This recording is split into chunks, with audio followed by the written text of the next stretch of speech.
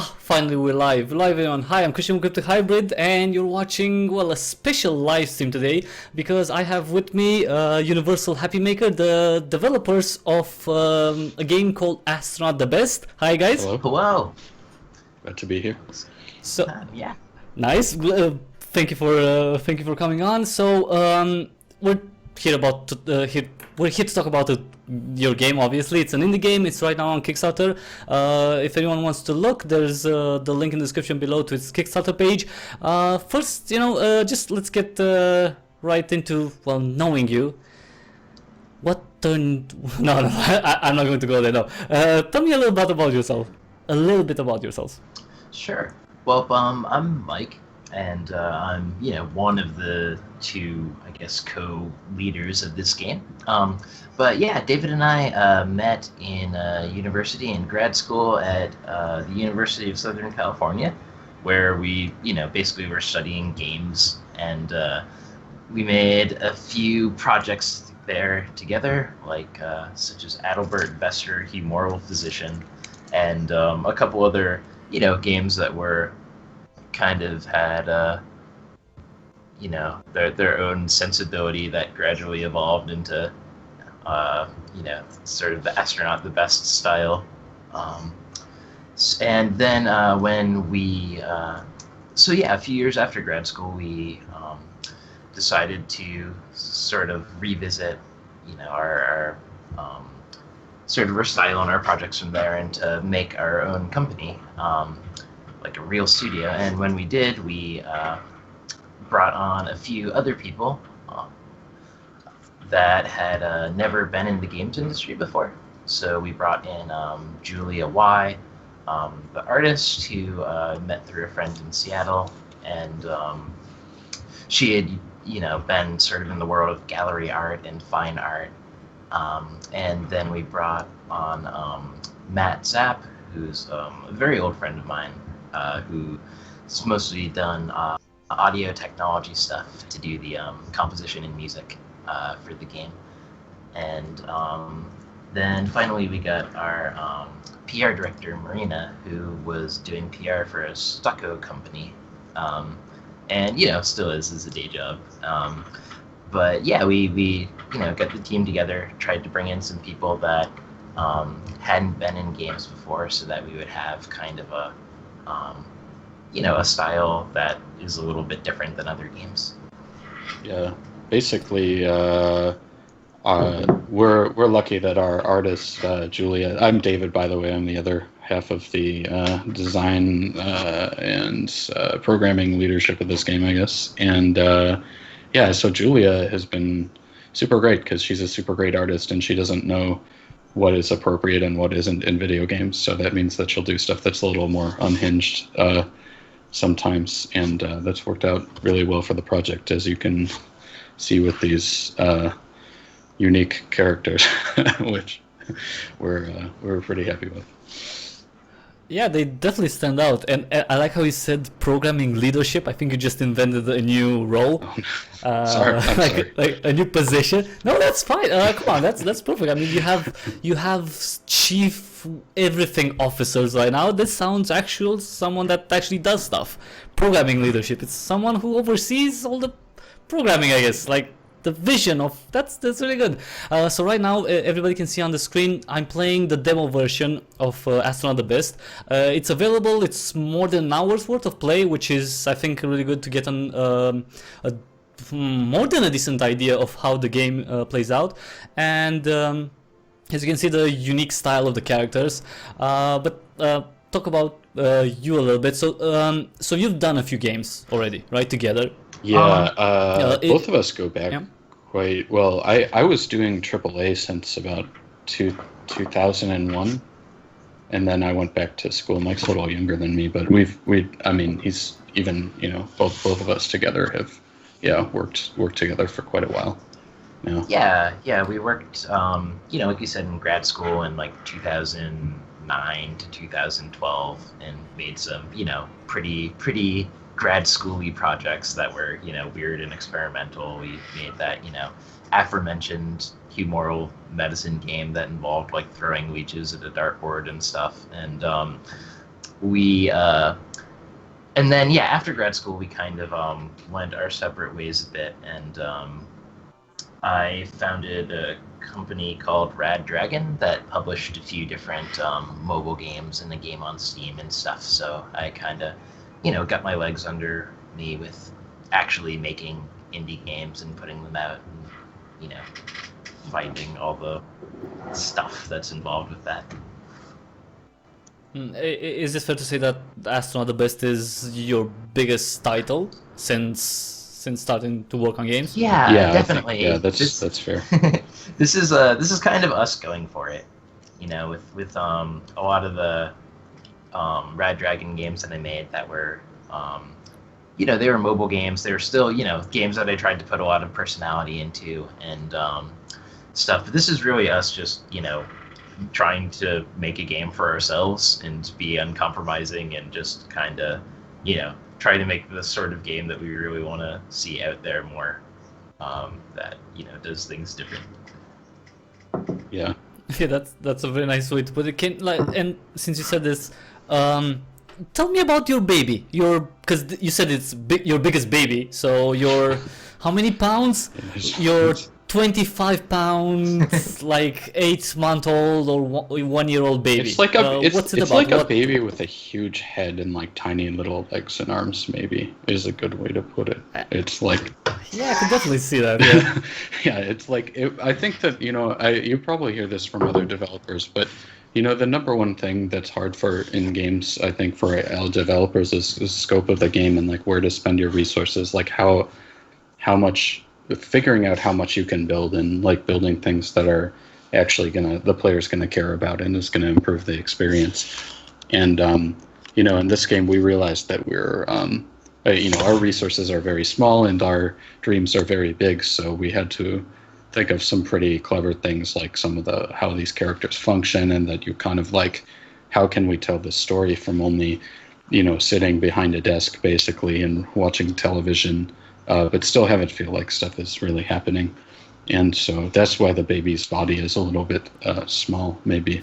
But there's quite a lot that can happen, even from just behind this desk. So. Yeah, it like playing it, and I don't know if you've seen.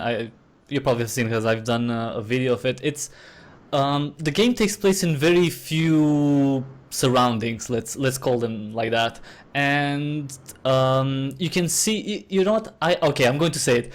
I'm comparing Astronaut the Best to let's see that movie, how's that called? Come on, with Ryan Reynolds. Seriously, I have like such a brain freeze right now. Tell me, superhero movie, but Ryan Reynolds. Come on. Deadpool? Deadpool, exactly. Yeah, thank you for that. Deadpool, yeah, because it seems like it's lower budget but like high quality in what it offers in that compact amount. So you can do a lot of things, a lot more than you would expect. Although you don't actually go in many directions or many places, and at least in the demo. But there's a myriad of choices and a myriad of and a huge amount of let's say outcomes, right? That can result from. Hey, I'm just glad you compared us to Ryan Reynolds. I mean, that's excellent. Well, technically, I compare with the movie, the game with the movie, Ryan Reynolds. No, I don't know. So I guess the player is Ryan Reynolds. I'm taking that as we're the Green Lantern of. Okay, well, well, wait. No, to be fair, like when you're going to be super successful and you're going to sell the rights for Astronaut the Best, the movie, I think you're going to go with someone who's younger for the player's role. Probably you're going, because he's going to be older.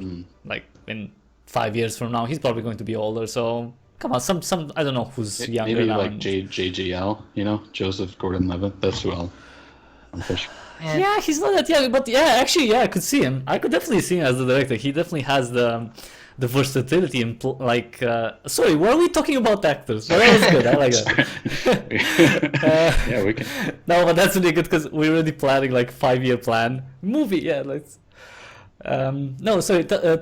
Now before we start talking about other movies, just tell me the footnotes on Astronaut the Best. What is it? What genre is it first? Oh, okay. Our pitch. So, yeah, genre is that's a little bit tough. No, we've been calling Astronaut the Best a narrative strategy game, um, because it's got kind of a it's kind of a hybrid of a couple of things.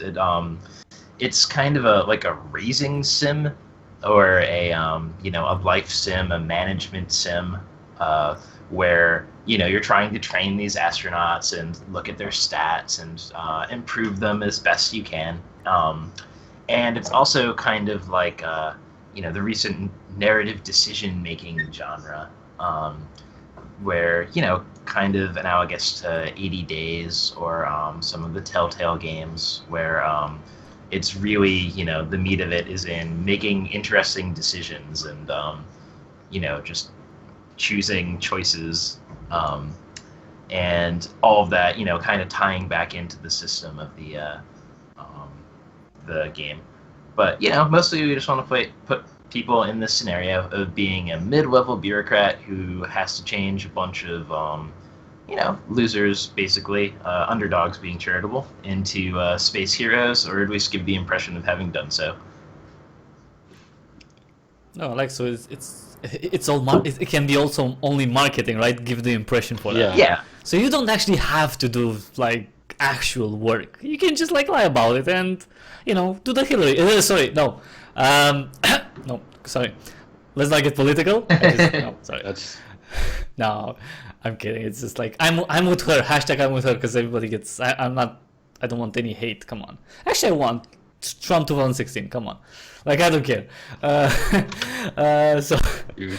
I like if I may the one thing that I would say about Astronaut the Best, it's that it's a game about choices and consequences. It is a management game. Definitely, you have to manage your your assets and everything.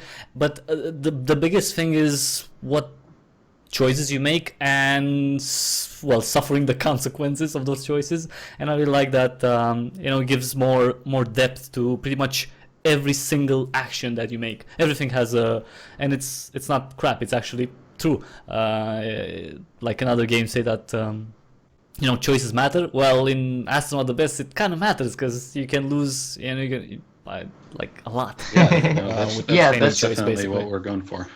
We kind of have that strategy gameplay in there, to make the choices matter more, if that makes sense. So that instead of just saying like this character will remember the choice you made, we can actually have some money and what people think of you and PR and all those as actual like concrete numbers in the game that you can see going up and down, so that you really know that we're not making it up. When things have consequences.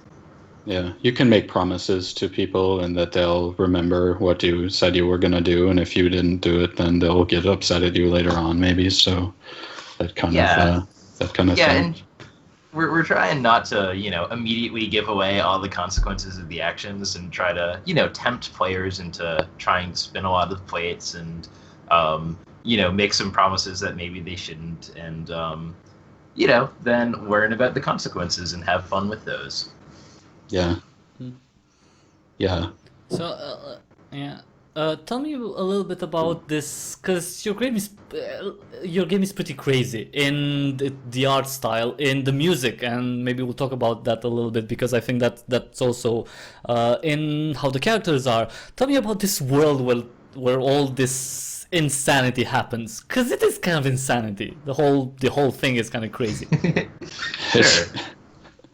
So yeah, I guess first off, we had a different design process with Astronaut the Best than with most games. With most games, we like tried to come up with a cool idea and then make a game around it. And with Astronaut the Best, we just started with like a system of gameplay that made sense, and then our design process was just trying to add as many jokes as possible. Because we were like, it's a game about a space program, but that sounds boring, just a game about space. But what if there were high priests, and what if there was magic powers, and we just kind of kept adding things and tried to do our best to keep it from going over into like total alienation of everyone, and keep it on the right side. Yeah, we talk a lot about whether we're going to alienate the all-important everyone audience, and so we're always battling against that. We've got to like pull back from the brink of insanity sometimes. So I think, on it, as weird as it sounds, this represents like our best effort at making a game that makes sense to us and to other people also. So. Yeah. So just about the fiction real quick. So you're playing in the country of Flaustria, and it's kind of analogous to the space race era in the real world. So it's kind of like the 1960s, and Flaustria is a nation that is very values being proper and moral and upright. Flaustria has it's a theocracy that's run by 5 high priests, and who interpret the directives of the gods and use that to run the country. But unlike some theocracies, they actually do have magical divine powers, and so that can help, and unless you piss them off. Okay, do they have a calendar about the end of the world or the end of Flaustria? Yeah, I don't think we've got into that. They're certainly concerned about on apocalyptic level things happening, like in terms of it's like a fantasy version of the Cold War. So roughly, Flaustria is kind of like America, or a little bit closer to Great Britain, maybe, and then the Vladigar kind of like the Soviet Union and the Warsaw Pact, roughly speaking. Yeah, I'd say that Flaustria doesn't really have like one apocalypse calendar or everything, so much as there's a lot of different apocalypses around every corner that are caused by things such as the Vladigar invading, to maybe like a member of a noble family like being in a sex scandal. That's pretty like apocalyptic in Flaustria. But no plan for like the Mayan calendar to expire or something, like the Book of Revelations kind of thing. They're like, it's all the threats are concrete threats of actual like serpents that might be inside of anyone. Oh, that's actually refreshingly real compared to other religions. No, it's like every religion is like, oh, the underworld is coming eventually. You're going to die, and in Flaustria it's like, you know what? That you're going to die, yes, but because of this and this and this, because these things are real and they might happen. So I kind of like that play on religion. It's crap, but it's also based on facts. So that's good. Yeah, this is 100% fact-based game. Everything is exactly. As you can see from the floating lion on the screen. Yeah, I really like the floating lion. It's like he's crazy. It's so you mentioned kind of briefly Vladigar. Like, what is this? Another nation? Is this another people? Yeah. So Vladigar is sort of the rival nation that they're in the space race against. They've sort of been rivals forever. Kind of like England and France or whatever, when they had many different wars. It's sort of a combination between that sort of historical rivalry and like a 80s summer camp movie or something, where there's like rival camps. So that's kind of the sort of relationship that Flaustria and Vladigar have, where Flaustria is very concerned about Vladigar and thinks that Vladigar is always plotting something, and thinks that they're definitely up to no good, no matter what they're doing. And so, Vladigar. Go ahead.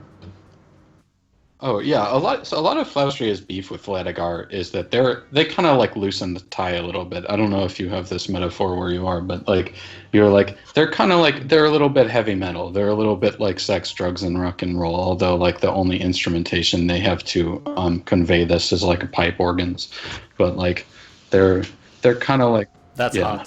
It's a little Piper, that's hot. Yeah. So the other like ancient cultural reasons why Flaustria hates Vladigar is one, because Vladigar are monotheists. Instead of worshiping the 5 gods of Flestria as is proper, they worship a snake god, which is, why, there's the whole snake thing going on with Vladigar, and why Flestria has the mongoose god and everything to protect them against snake gods. And also, Vladigar is a democracy, which is, a relatively recent development, but one that Flestria just does not approve of, allowing the people to have, that much power just seems like a very unwise idea when it should be, properly kept in the hands of, clerics and aristocrats. Yeah. Flestria is definitely more hierarchical, and Vladigar is more populist. Yeah, we wanted to make sure that we weren't just making, Flestria the country that has modern values and Vladigar the other. We wanted to try to mix it up as best we could and give each of them some things that people today might be like, wait a minute, that's a little weird. So the relationship between them, is the hate mutual? Do they hate each other because of the way they live? Yeah, or is I'd classify it as sort of like going back to that 80s summer camp movie metaphor where Vladigar kind of is more confident. They have the leg up, I guess, in terms of self-confidence, but they're always not quite pranking Flestria, but trying to shame Flestria on the world stage. And I think they're kind of bullies, I guess. I think back in the old... Okay, so did the jobs. Yeah, basically. Back in the old days, Vladigar was very Viking-like, kind of. They were the ones out raiding everybody and just taking stuff from everyone. And, they've kind of got, the complex where they're kind of trying to take that into the modern day. And, Flestria's got a little bit of a, complex where it's trying to, be better than them because they're civilized. Yeah, okay, so they're definitely at odds, though. They're definitely it's a tense relationship, but not one where there's no contact at all. Like there's some brinksmanship, maybe some Yeah. They definitely but they do want to embarrass you at any time. Okay, but so they want to embarrass Flostria and the Flostrians, I guess. But are Flostrians kind of on the same level, or do they see themselves as better than that and not scooping to the snakes' level, I guess? Kind of both. They see themselves as better than that, but implicit in that being better than them is wanting to kind of crow to everyone about how they're better than them. Yeah. So it's a little bit hypocritical maybe in the average Flestrians regard. Hypocritical and self-righteous is a pretty good, I think, for that. If it's a good uncharitable reading of the Flaustrian spirit, but I think that you can see through the priests and some of the other characters that that it's not all one-sided either. There's the priests aren't all bad. They're some of them are more sympathetic than others, but they're all pretty out to lunch in one way or another. Out to lunch, that's great. So first, I just want to say hi to Effie. She's in the chat. She just went in the chat.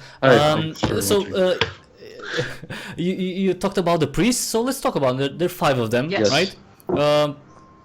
What's their deal? So we have Core Blanche, right? Morning Dew, Inside Track, Rulu, and Starnat. Oh yeah, that's what's the deal with them? So, very good. Yeah, the high priests each represent one of the 5 ancient gods of Flaustria. So there's the moon, the sun, the book of knowledge, the mongoose, and the market.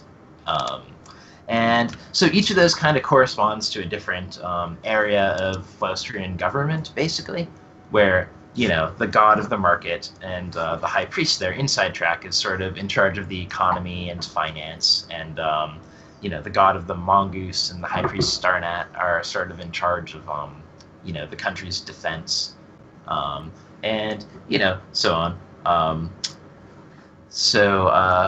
Yeah, so It the high can priest seem like Morning Dew is just like a 13-year-old girl, though. It's like she yeah, like she's the she newest has of the high priests. responsibilities, though. She does, yeah. She's kind of growing into them. It's there's sort of a selection process that's a little bit oracular with how high priests are chosen. So sometimes like in a monarchy, you end up with a 13-year-old who's supposed to be in charge of things, and it's can be a little weird at first. Yeah, but they do each represent basically like a certain kind of like value of society. Like each of the priests can kind of be read in a couple of different ways. Like you can see Inside Track is, he's pretty obviously like he wants things to be cool and marketable, and usually he's asking you to do stuff that's not too I don't know, it doesn't seem like too much like looking out for the best interests of society, maybe. But at the same time, it's like that flip side of that, of the just caring about money, is the wealth and prosperity of the society. So they're kind of all like that in one way or another. That Yeah, essentially, it's the high priest's job to embody ideals, to have these very pure ideas of what is right and wrong. And so it gives the player a lot of opportunities to choose between these different ideals and to kind of align themselves with one or another in different situations. But it's complicated by the fact that it's not always clear whether the high priests are living up to those ideals or whether sometimes they're looking out for their own good a little more. So, them being so different, right? Each, as you said, embodies one specific, virtue, moral value. What's their dog in this race? Are they interested in their ideals and their way of thinking to prevail with your job? Are they trying to influence the player to do as they choose or as they want, or are they okay with somebody who's trying to be friends with everyone? Can you be friends with everyone? Some of them more Can you than please others. everyone? Well, it's very difficult to be friends with everyone. It kind of depends on which Yeah. events you get, because every time the game is different. So sometimes you're put into harder situations than others. But I mean, yeah, like basically in a lot of events that happen in the game, like at least like one priest is going to be at odds with another in terms of like making, say, Inside Track happy is not going to make Cora Blanche happy often, because they have opposing kind of virtues. So you're going to have to pick one or the other, and maybe you can make them all happy, but that'll mean you're compromising in other areas, like you're not able to train your astronauts as effectively. Maybe like you're not able, like you can spend money on things that make the priest happy, for example. So you can kind of you can keep it in balance, but something else is going to slip. Yeah, and ultimately the relationship between the high priests and the player is that the high priests are all just trying to help, basically. They want this space program to succeed. They want you to go to space, and sort of for a combination of theological reasons, but most importantly for making Celestia look good. And Okay, so they won't just throw you under the bus if you don't do what they say. They all have their own specific ways of helping. They all have their advice that they want you to follow. So for example, Cora Blanche coming in and telling you that, you will never succeed in life because of your left-handedness and dog-like being, and wanting your astronauts to all yell at you until you get better. Like, that's her way of helping, because she wants you to be of the most upright moral character and thinks that's the only way that the program will succeed. And so, it might not always seem like helping, and if you don't accept their help, basically, if you don't accept the protection of Mongoose, or, make your astronauts more edgy and marketable, or things like that, then, their feelings can get hurt, and their opinion of you can lower. And then if the space program doesn't go as well as it's supposed to, then you might end up as a convenient scapegoat. Okay, so it's good to have the priest on your side, basically, but choose your side. Yeah, basically, yeah. You may right? have to choose which ones that you want to roll with every game. Yeah, and Okay, but we're what's the worst that could happen? Like because of, I don't know, angering anyone? Dead in a ditch. yep. Really? They're so. ditch. What are they? The mob? There- Well, a little bit. They're state sponsored, so That's they're pretty not. straightforward. yeah, it's They've Okay, got then legit- don't play around. That's just. But no, they you ultimately don't want to upset them. At the end of the game, is a little bit of the mechanics side of it. At the end of the game, your score is mostly determined by how much glory you get. So how well the boxing match went, how well all these things in the individual events go. Right now it looks like you're doing pretty well glory-wise, off to a good start. But it's also determined by how much the high priests like you. So even if you did a pretty good job, if the high priests don't like you, they can drag it down a little bit. If you would ordinarily be kind of like stripped from the record books and left in the ditch, but some of the high priests particularly like you, they might pull you out and instead give you a forgettable desk job somewhere or something. So it definitely matters a lot for this demo. So that's part of the, let's say, macro management of the game, like how the priests see you, and then how the space program does, and the events that you have to go through. Right. This is like the high level. You have to do these things good, and then how you do it, depends on you, of course. But Yeah, and ultimately we're trying to create situations where it's impossible to do everything and make everyone happy. So, you've got to make some choices with consequences. yeah. yeah, it's really full of choices. It is like every question is like, whenever I get the question, it's like in the game, I feel like, oh, what's this going to do now?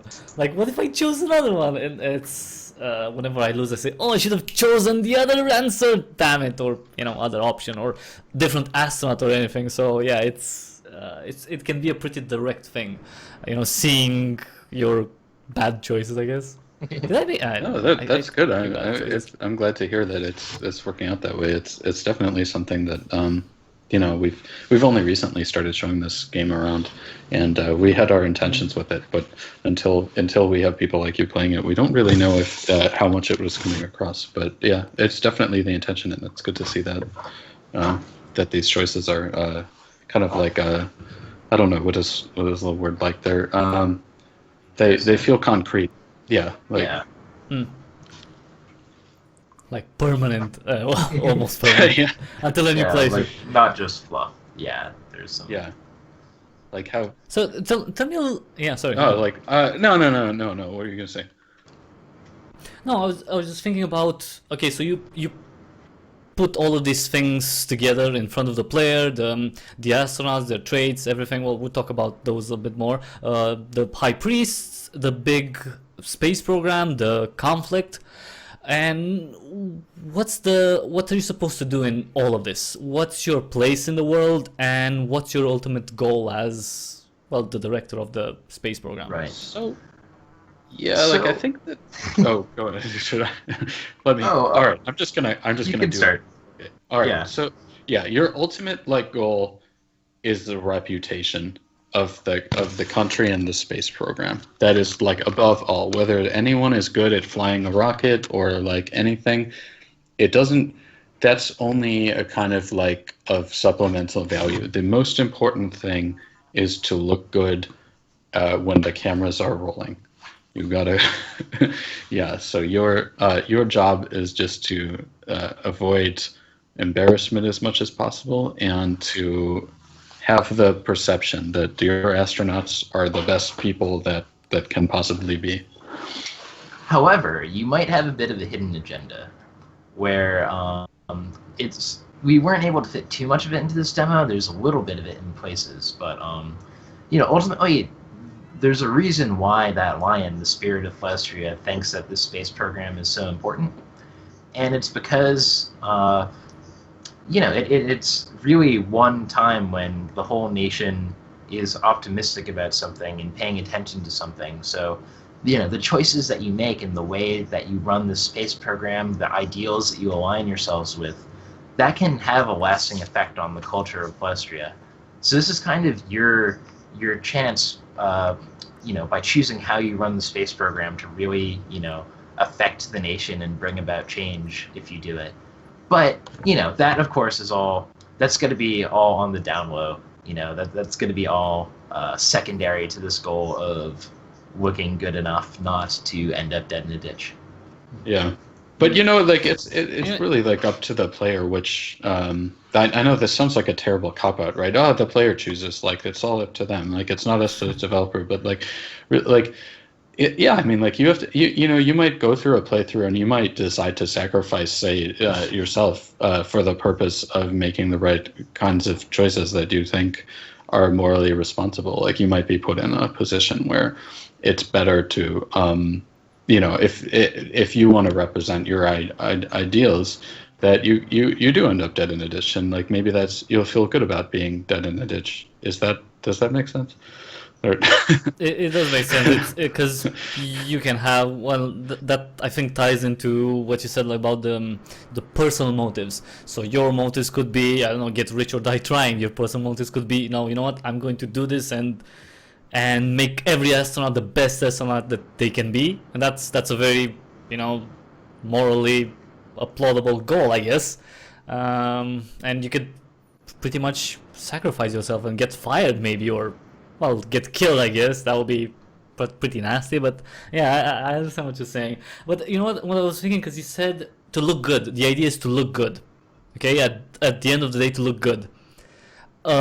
Is this sort of a bread and circus type of thing? Are you serving the people of Flostria with a public display that is just supposed to please them, while maybe nefarious things happening in the back? I think we're trying to represent like the actual incentives that someone in a political position like this would face, and show some of the difficulty of actually acting morally in this case. That like if you think of a real politician in the world, no matter what country they're from or what society, they have to have things look a certain way if they want to keep their job, right? Like people are going to be upset if there's scandals that happen, and often these kind of people really do have to quit. So to make a kind of logically coherent game about somebody that's in this kind of public position in charge of a visible government program, like a space program, that is going to be what determines if they're successful in terms of the success of the material world, them having kind of a good job prospects and so on. But yeah, like in a way, if last year was, like if there weren't very nefarious going-ons, kind of obviously, and you were supposed to be covering them up, then it would sort of make things easier from like a moral perspective or whatever. You'd be like, okay, yeah, these guys are definitely up to something, and then I'm left with a clear decision about whether, to go along with it or to, try to, screw with it at my own expense. And, in the real world, it's there, like David said, there's always a lot of factors going on. There's usually nothing like outright nefarious, but sometimes something that is, maybe not as good as it could be. And you have to kind of decide whether you come down on that. So, we wanted to make it so that there's no easy villain in this game. Well, except the Vladimir, but yeah. Should we throw like what is it, like BioShock under the bus, or can we do that? I don't know. Of course. Yeah, I mean, irrational doesn't exist anymore practically. Okay. So yeah, of course. I'm sorry, Ken Levine. I'm sure you're watching this stream. He's you know what? He's like that meme. Crying like Woody Harrelson crying and wiping his tears with money. That's all right. That's him right now. As long as is there any game designer that we could piss off enough to get free publicity? Peter Molyneux. he's What? he's No, too much no, much a really. wild card. I don't know what would make him angry. I don't. He wouldn't do anything, but it will give you press definitely. I mean, he's saying like, oh, like all of his, he just like said black and white was crap. Like, he's the worst game designer ever. Like, Populous was the worst game ever. That's something like it's like Peter Molyneux. You want to see management games? Look at Astronaut the Best. Your games are shit. Like, no. like kind of like that. We're- You can we say, it. can't- Oh, come on, we you can can't- say I it. think if we really wanted to piss people off, we'd talk about how good Godus was. Oh no. I only saw. No, No, no, I'm just kidding. no, no, because you're on Kickstarter. You want people to give you money. Yes. You should not Yeah, say that. Like, exactly. Oh, no. I'll say. Well, I liked Syndicate, so I'll say that Peter Molyneux. Yeah. Syndicate was a great game. so you have to say for everyone who's been born, like, Oh, what Syndicate is. is It's that like old. this game. No, Yeah, so it has, for everyone who hasn't been born yet, I'll tell you what is Syndicate. So, well, people who are Justin Bieber age, you know. Okay, Justin. So Justin Bieber, I'm gonna tell you what Syndicate is. It's so back in the early '90s. There's like an isometric game with cyberpunk theme. So you have this team of guys and they're all got their trench coats and the huge guns, and you kind of go around just doing the business of evil corporation. You have like a ray gun that can like brainwash people. No wonder we like it. All our games about this kind Yeah, of stuff. people will be like, oh, it's like XCOM 2. Not exactly. So Like, yeah, there was a game called I believe Satellite Rain that was released like a couple years back. That was sort of a spiritual successor to Syndicate. That Yeah. maybe and nobody heard of it. Like, Huh. no, unless someone makes it called Syndicate, it's probably not going to get a lot of press or anything. Yeah. Anyway, it's a Unless game though. Beautiful pixel art. Syndicate, very high resolution pixel art, like unusually for the time, and like a very strange quirk of if your little men go inside of a building, you can't see them, but they still move around. So check it out.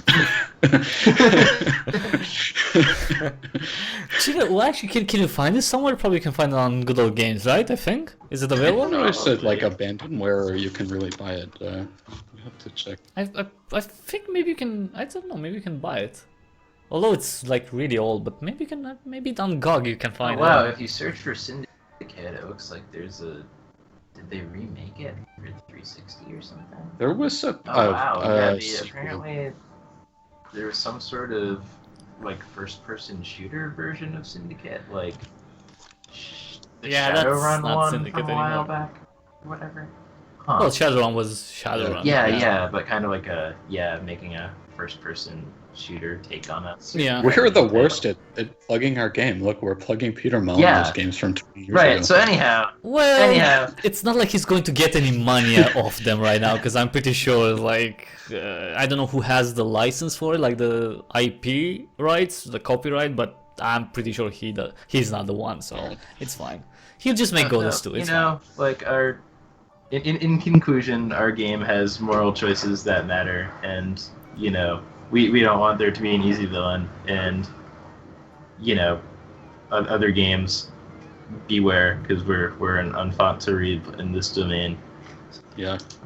We'll Well, Sorry, go ahead. I just well wait no No, 'cause- we're not going to badmouth you, Peter Molyneux, but no, you but Bioshock a little bit. okay. If one thing, if he's done one thing right, is offer us a segue, because he's done a lot of God games, and that segues perfectly to what I wanted to talk about now, is the all-seeing eye, which is not, I don't know what it is. It's an element of Astronaut the Best. I don't know what it is. It kind of feels like a god. It feels like a big brother. What is I it? think the all-seeing eye is the most American part of Astronaut the Best, maybe, or at least something that I associate with America, which is sort of the convolution of news and entertainment. It sort of is all things to the average television viewer, where it's sort of, covering modern events and letting them know the goings-on of the world, but is also, definitely be sort of like a game show or a reality show. Um, and so, yeah, it's the main, sort of the main news source. Tabloids are also like a big force in the country. I believe, we had listed in a dev blog that the biggest, grocer in the Flestrian economy is tabloids. And the All Seeing Eye is, the slightly more reputable television version of that. And, I guess the main benefit of it, as opposed to the tabloids, is that it doesn't necessarily hate you, and that they're in bed with the government a little bit, just enough to, give you a fair shake and let you, choose the judges on the show. And it's kind of like half like if Stephen Colbert on the Colbert Report was playing it like seriously, like if it was really like for real, and like half like American Idol, maybe is like a good way of putting it. Like right. Well, it is like it's you're doing important things there. Like they're reporting on what actually happens with the astronauts, but they make it so it's like TMZ, Keeping Up with the Kardashians, all of that crap, and people have to see, and that's where you have to look good, right? At the All Seeing Eye, that represents, the stage of your astronauts, even before getting to the ship, everything. That's where you have to present them, and hopefully do a good job.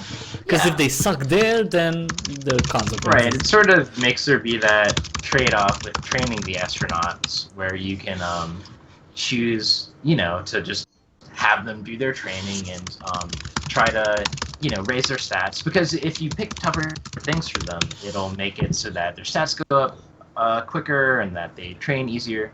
But at the same time, you've got that conflict between, doing your job well and having it look good. That's the hardest part, having it look good. Because training people, that's easy, but when you have like a camera and all the eyes of the nation on you, it's like it definitely becomes more stressful, and that can be seen on the astronauts, right? Because they have sorry, who's typing? sorry, I had an internet problem. I think I'm back now. Sorry.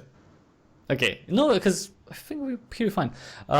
So one element that I want to talk about is, going to the astronauts, is this public display makes them stressed, and stress is one of the elements that you have to, consider when you manage your astronauts. So let's talk about the astronauts and what makes them twitch, what makes them good, what makes them bad. What qualities should they have, and like what they don't have. The beauty is kind of in the eye of the beholder. Like all the but that basically what the astronauts have is they have they're kind of made of a couple of different parts. They've got these personality traits that can be have all kinds of different effects on their stats and on specific events. And so you see they've got these 5 different stats, like beauty, the physical fitness, charm, procedure, which is kind of like intelligence or knowing how to do how things should be done, and piloting. And each one of their traits affects one or more of those things, or potentially has some different effects. Like they can be like have rich parents or something, so that doesn't affect one of your stats necessarily, but but the parents will give some money to the program from time to time, or like there can be ones.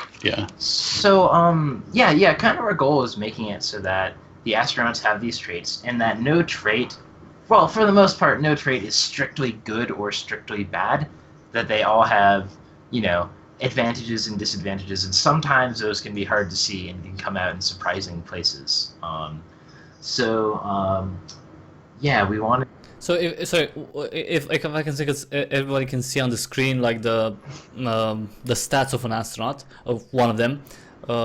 Tillamore. It doesn't matter the name. He's irrelevant. He's just a pawn in our scheme. Tillamore isn't irrelevant.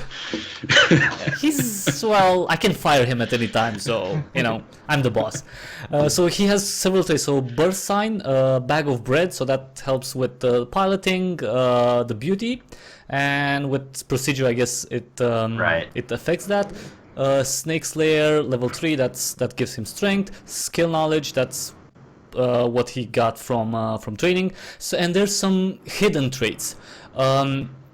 Will you discover all of these traits throughout the game, or can you maybe speed it up? Well, yeah. Are they all hidden at the beginning when you start the game? So, so the key is that the astronauts all have those traits. So the astronauts' stats aren't what you think they are right now, or aren't what you can see they are. They're actually being affected by these things you can't see.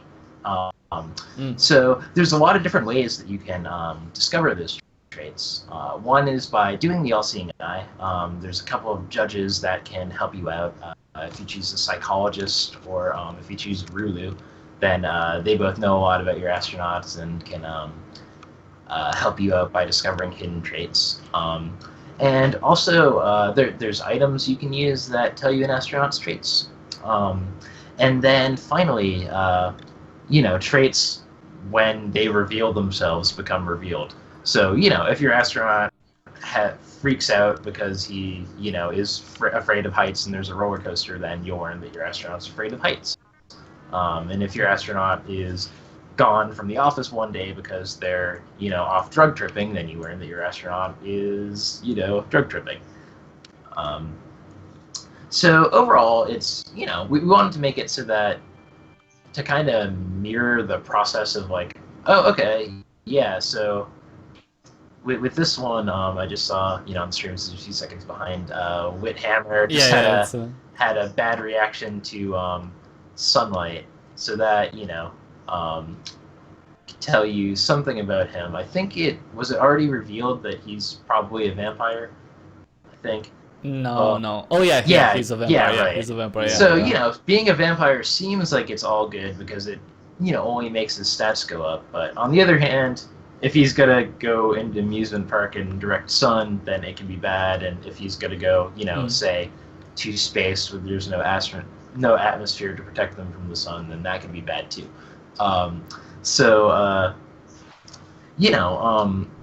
We wanted to try to. That was originally like the original interesting scenario that kind of drew us to making this game was the idea that the people who are best at the job might not be the best people for the job. That there's a lot more to people than just stats or how good they are at things, and a lot of things like teamwork, how well they work together, whether they like each other, whether they have horrible, embarrassing secrets, whether they'll publicly embarrass you by saying weird and controversial things. All these have got to be factors when determining, if somebody is the best astronaut. So with do you have like any rough number of how many traits are going to be in the game? Oh man, I tried counting. It's 50-ish for the somewhere. Some of them there. are more complicated.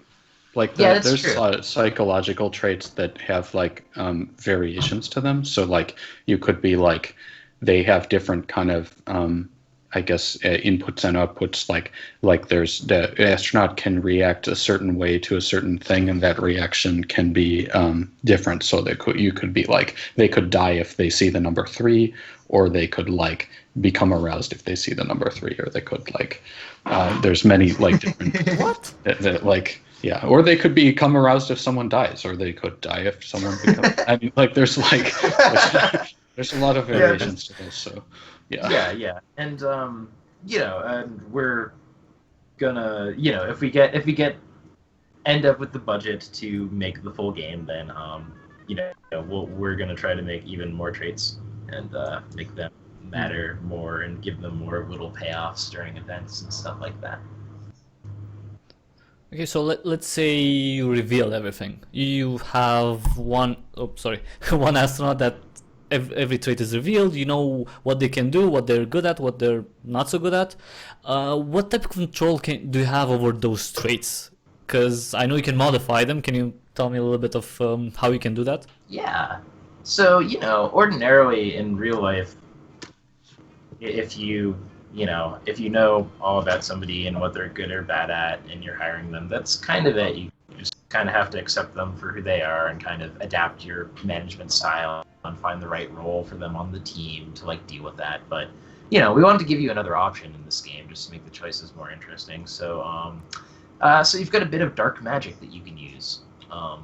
You have these alchemical reagents that have the effect of encouraging or discouraging traits, so making them better or making them stronger or weaker, I guess, and you can make them disappear entirely if you want. Okay, so if you make a trait disappear entirely, right? Like just take it down one level and then gone, will it be automatically replaced by something else, something different, or how does that work? Or you just like have 4 traits? Yeah, you'll just have fewer in that case. Yeah, traits can be replaced by other ones though, but under different circumstances. Yeah, sometimes life experiences, different random events give astronauts new traits. But yeah, if you use dark magic to take a trait away from somebody, then there's going to be a little bit of a hole in their personality, probably. Yeah. There's basically a limit to how much personality each astronaut can have, though. So if there's like if they end up with too many traits, something must be sacrificed. You can, personalities, I think everyone only has like 7 things about them, right? So we want to represent that in the game. So let's say that you have an astronaut because they're procedurally generated, right? So you get a set of astronauts, 5 astronauts, random, right, at the beginning of the game. Yeah. Okay, so what if I have someone that's like really bad and I despise him entirely, and I want what can I do? Well, the simplest option would be to fire them if you want, which is definitely an option.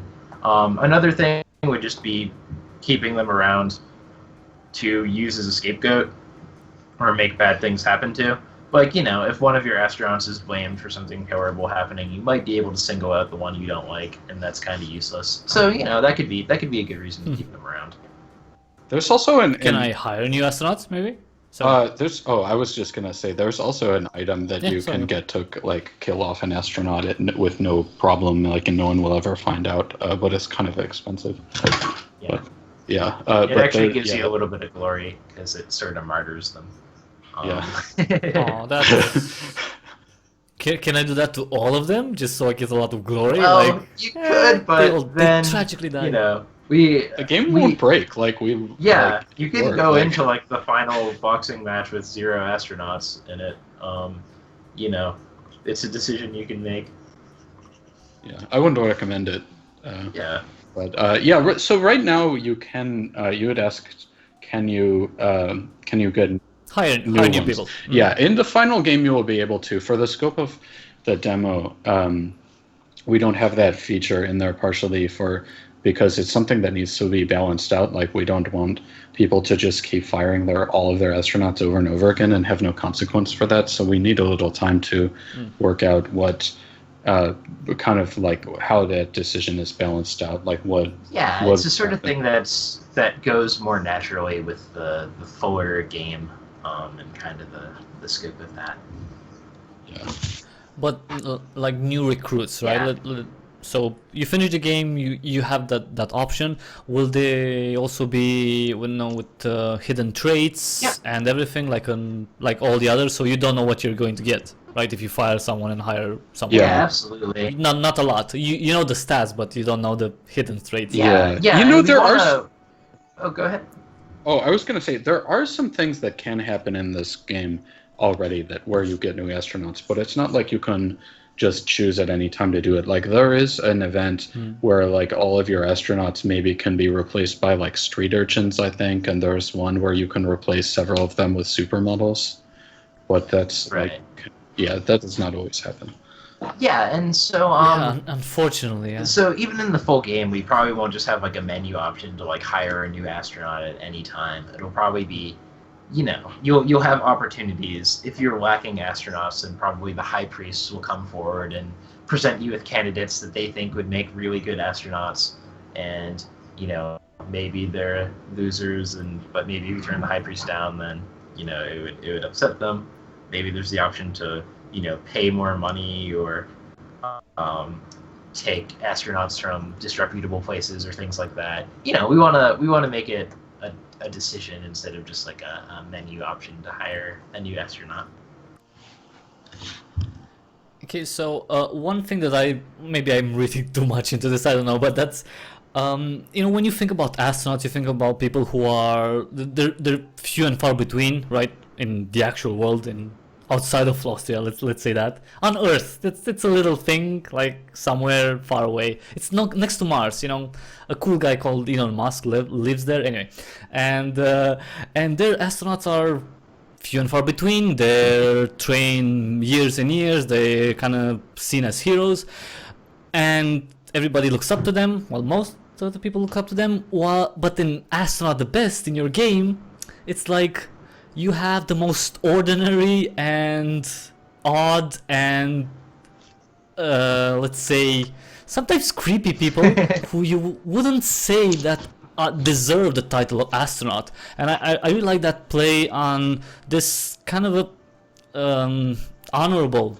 and hard and high status job, right, of an astronaut, and you throw it and you say, oh, you know what, yeah, sure, it's just business, and these people are crap and are like normal like everyone else, and they're not special, right? Whereas in here, like where we live, astronauts are kind of special, right? Because not everyone gets to go out in space, but here is like, yeah, pretty much anyone can go. And I was thinking, since you played with this, and it's a joke, right?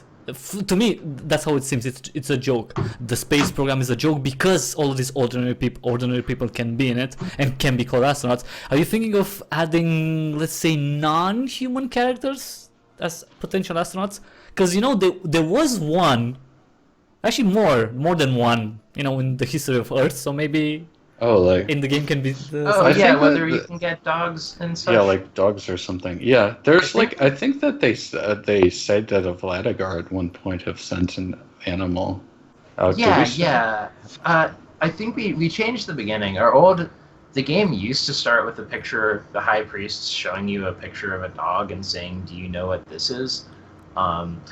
Because the Vladigar, it's sort of where we are in the space race in the game, is the Vladigar have already sent a dog into space, and Flastria had tried to spin it that Vladigar was just trying to like execute the dog in an elaborate way, and that they weren't happy when the dog returned to Earth.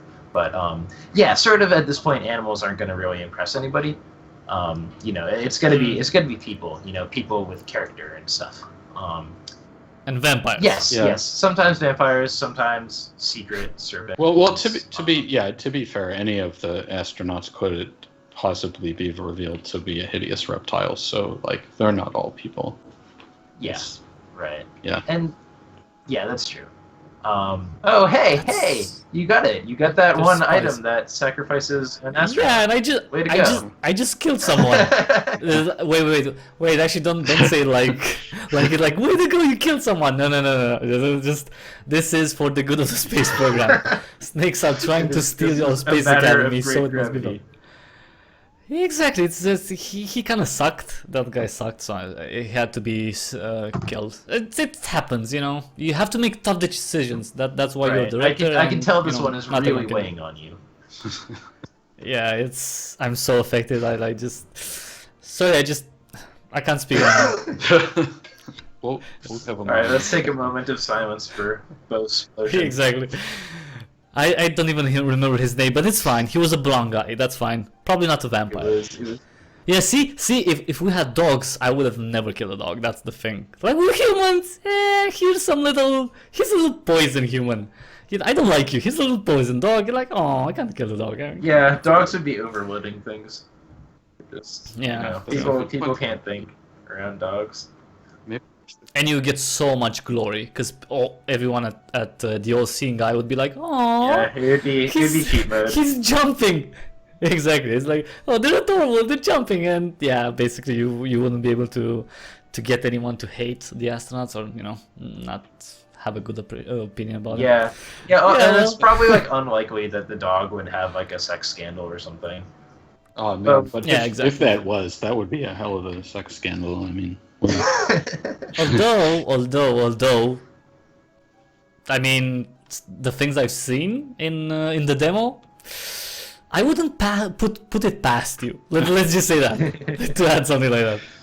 you've So, so I'm just going to I'm going to let them rest for a day in the game because they're so stressed. Oh my god, Yeah, there's that so seems much. like a good idea. There's so much stuff to them, and we'll just continue talking about the let's say the resources of the game. Okay. You have the astronauts, which are the living resources, and then there's you mentioned glory, the money.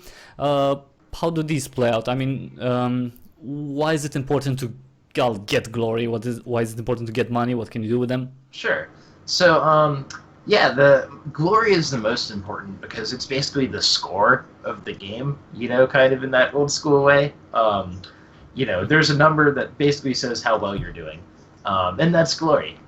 So, you generally want to maximize that at all costs, but sometimes, you can cost yourself a little bit of glory now to get more later. And money is, money can be used to purchase goods and services. And Can you bribe someone? yeah, there are some ways to pay money to get out of situations. Basically, there are some times where the priests will, when a priest is upset with you, you may have the dialogue option to offer them a sacrifice, which is basically a bribe.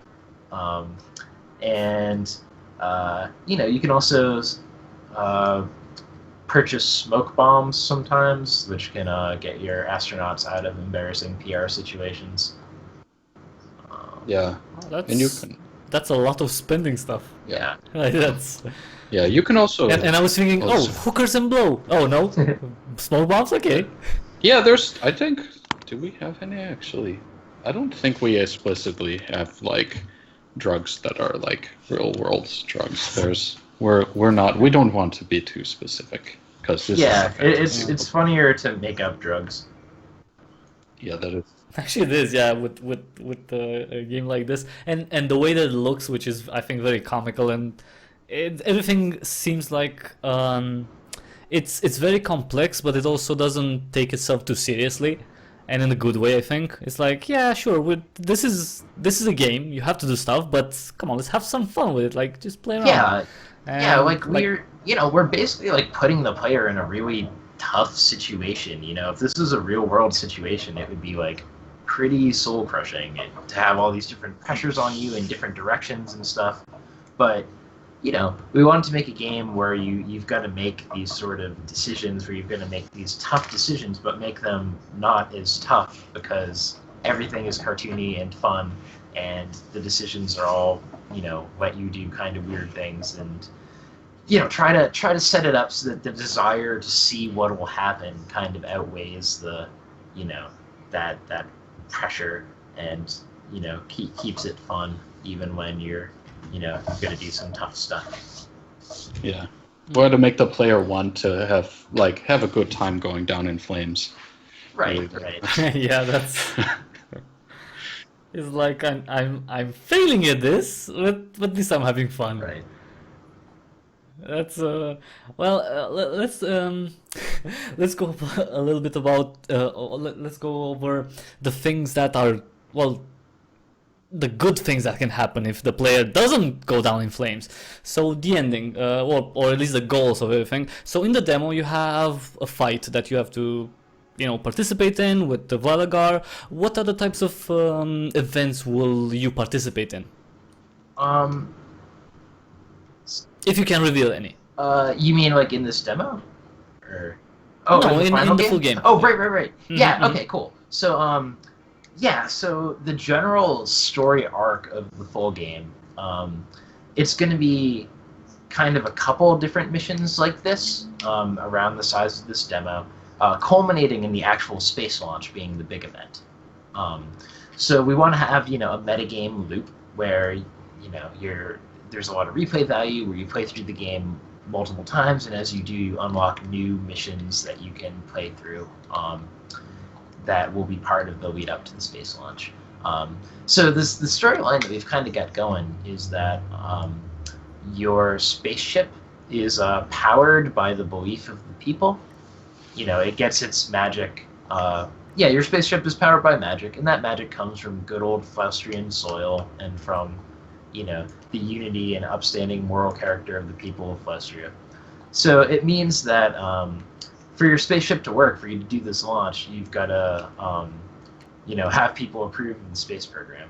So the different missions in the final game are each going to focus on one of those different areas of Faustria. So you can see that goat's larder is kind of the breadbasket of Faustria. It's the the heartland, the sort of country, good old area.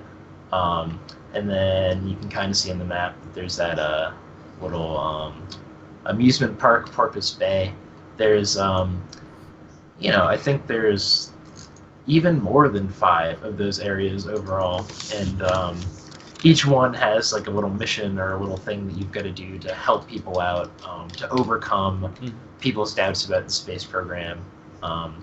So for example, with one, there's a TV show playing that depicts space as very dangerous and a bad thing, so you've got to figure out what to do about that PR crisis.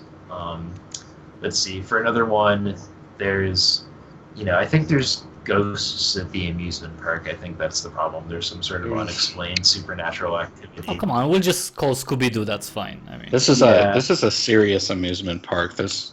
You're gonna find out some stuff about this amusement park that's like, I don't know, like it's gonna get pretty real. Yeah, I'm looking forward to that one. Yeah.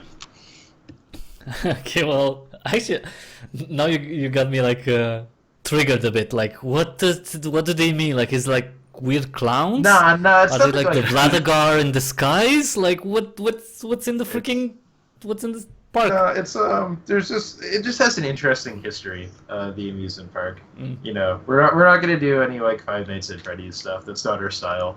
Yeah. There's some interesting culture and history in Faustria that you kind of learn about through this amusement park. Oh, that's well, and wait, and how that is that just to reveal more of Flostria and the backstory of the game, or is it going to have an impact on maybe your astronauts or on yourself? Is that information pertinent to the game, or is it just to immerse you in the world? It definitely helps build, though. I mean, like, it is one of the main means by which we have to reveal the world to the player, right? Is the content of these missions and the world events that you've seen. But yeah, it also can affect the astronauts. The stakes are real for them. You're not the only one who can end up dead in a ditch as a result of these encounters. So essentially the whole problem with this amusement park is going to end up as a mission. So around the size of this whole boxing thing, where it's got the problem that it introduces, and then some people tell you different ideas that they have about it. I think we're going to try to make that one have a little more of a mystery vibe, where you're trying to figure out what's going on and trying to find out how to best spend your resources learning things. And and then at the end, like this boxing match can go in a whole lot of different ways and have a whole lot of different lasting consequences for the space program and your astronauts leading up to the launch. So will these events, like the fight, right? Will they be the same through every playthrough, or will you have multiple depending on? Yeah. So not necessarily. Like there will be more of them than most players than we would want for like a single playthrough. so you could potentially get like different combinations of them. Yeah, in each. yeah. I think Okay, the way that we wanna make it is that we've got these random events, these daily events that make the game different every time, but we want to make sure that with the big story choices, you've got kind of the control group, right? You want to make it so that you can go and play through again and get the same decisions so that you can see what happened if what would have happened if you made a different choice. So our goal is to like we said, have way more missions than fit into the game, basically, to make it so that at first, there's a couple missions, and then you do the launch, and then after that, it unlocks more missions. So if you play through the game again, you can choose whether you want to play through those missions again, make some different choices, see how it will play out differently, or whether you just want to move on and pick a different mission. Yeah, a little bit like Star Fox 64. Do you know like that? Yeah. Except, Well, we're really going old school. Yeah. That's good. It's just for anyone who's watching, like Justin Bieber age. Just no, sorry, no, but yeah, I know what you're saying. Yeah, it's well, that's really good because it does offer replayability, right? So not only is every choice something that will get you playing again if you want to choose something else, and if there are different events at different places, then maybe you won't get a boxing match in one of them, right? Or you won't get something with a park, right? Or you wouldn't get the mission with the park, the event with the park. Yeah, exactly. So being this multitude of events that can happen or might not happen, and all the choices that you can make between them, obviously the game will have multiple endings, right? What's the plan? What are you aiming for? For the ending? So Yeah, for the so ending. with the ending, the sort of the big centerpiece showcase, as you get that far, is the launch. So at the end of the game, there's a space launch, and that's where we really want to go all out with coding in little specific things and making it so that all the little things that you could have done earlier in the game have different consequences, and there are a whole lot of different ways that the launch can play out. Yeah. One thing is a little confusing maybe about the launches. As we develop this game, hello, is everyone there? Kind of cut out for a second. Yeah, okay, yeah. I'm sorry. Yeah. In an earlier prototype, earlier in the development of the game, we actually did build out a version of the launch all the way, and we saw all of the outcomes that we could have. That's not present in this demo because we thought that the pacing was a little off for that version, and like we needed to have more stuff happening before the launch. But and honestly, kind of training your astronauts for a boxing match kind of says more about this world than training them for a launch would. Yeah, it's a bigger endeavor. Yeah, and so it's like sillier. Ease the player. Yeah. Mm. Well, talking about silly, like your astronauts may no longer masturbate. Is this a choice that I actually have to she's make? serious. I mean, she doesn't. I know she's serious. I'm just saying, isn't that a personal choice? I mean, not to Koroblanche. To Koroblanche, like that is it is written in the Book of the Sun that is horrible and sinful, and that if you do it, you will be cursed to have things go horrible. So she thinks that for the good of your program, your astronauts should be prevented from doing that. So if you decide to go along with Koroblanche and prevent them, she's a religious nut. Yeah, if you decide to prevent your astronauts from masturbating, then they don't recover stress as well. Their stress goes down. Okay, then rate. I'll definitely agree. But she will be happy about it. Yeah. Poor astronauts. I mean, as if it's not stressful enough without Jesus. Poor astronauts. Seriously, they do seem like the horse that keep being beaten like all the time, and it's like they don't have an eye or they don't have a leg, and like, yeah, just beat them. Come on, you must be the best, the best, the best. And then you're like, okay, Well, sorry. yeah, it's Sorry, guys. it's up to you. You know, if you want, you can. Yeah. You know, I've done this. You can play through trying to protect the astronauts and trying to make life great for them as much as you can. But you know, you can also not do that. But they are There essential. consequences. They are essential, though, right? I mean, you do have to protect them to a certain extent Yeah. because you need them for the launch. Right, you can't so break them. if you don't have them, yeah, well, mentally Right? maybe. Yeah. Right. You gotta leave at Actually, least what would one happen? leg for the horse, or it can't run, right? Yeah. No, I'm just thinking, what would happen if like when the launch is due, they're all super stressed, like I don't know, 50 stress because they have a stress gauge. I think people have seen it on the playthrough. So what will happen is that something that would affect the actual launch? Yeah, absolutely. Yeah, you know, stress kind of gives them a chance of freaking out, and so it'll probably, you know, in the full game, it'll be something we have to balance because the launch at the end is so important. We'll have to figure out, you know, how exactly that plays with stress. But yeah, definitely, if you ride them too hard going into the final launch, then you know, there might be some freakouts and breakdowns on board a space shuttle where, you know, you can't really, you know, leave things on autopilot. Yeah, we'd considered a couple different possibilities for that, like them developing kind of like unpredictable bad personality traits, or like even a long time ago we'd actually had this whole concept that they would have like a shadow self that could come and like do things, but that we kind of abandoned that a while ago. Yeah, yeah. It was Yeah. kind of. Future DLC, post-release DLC. Yeah, but I don't know. Shadow. It turned out being it was a little complicated in the end to go full Persona. We've already got a lot going on in the game, and you know. Yeah, that is. But Yeah, there's a lot of depth to it. That's for sure. It's like you take every task day by day, and if you sum them up, like they done this, they progress here. I found this trait, and it's so many things that you have to consider. Who to choose, what activity to choose, so yeah, there's a lot. There's a lot on your table when playing.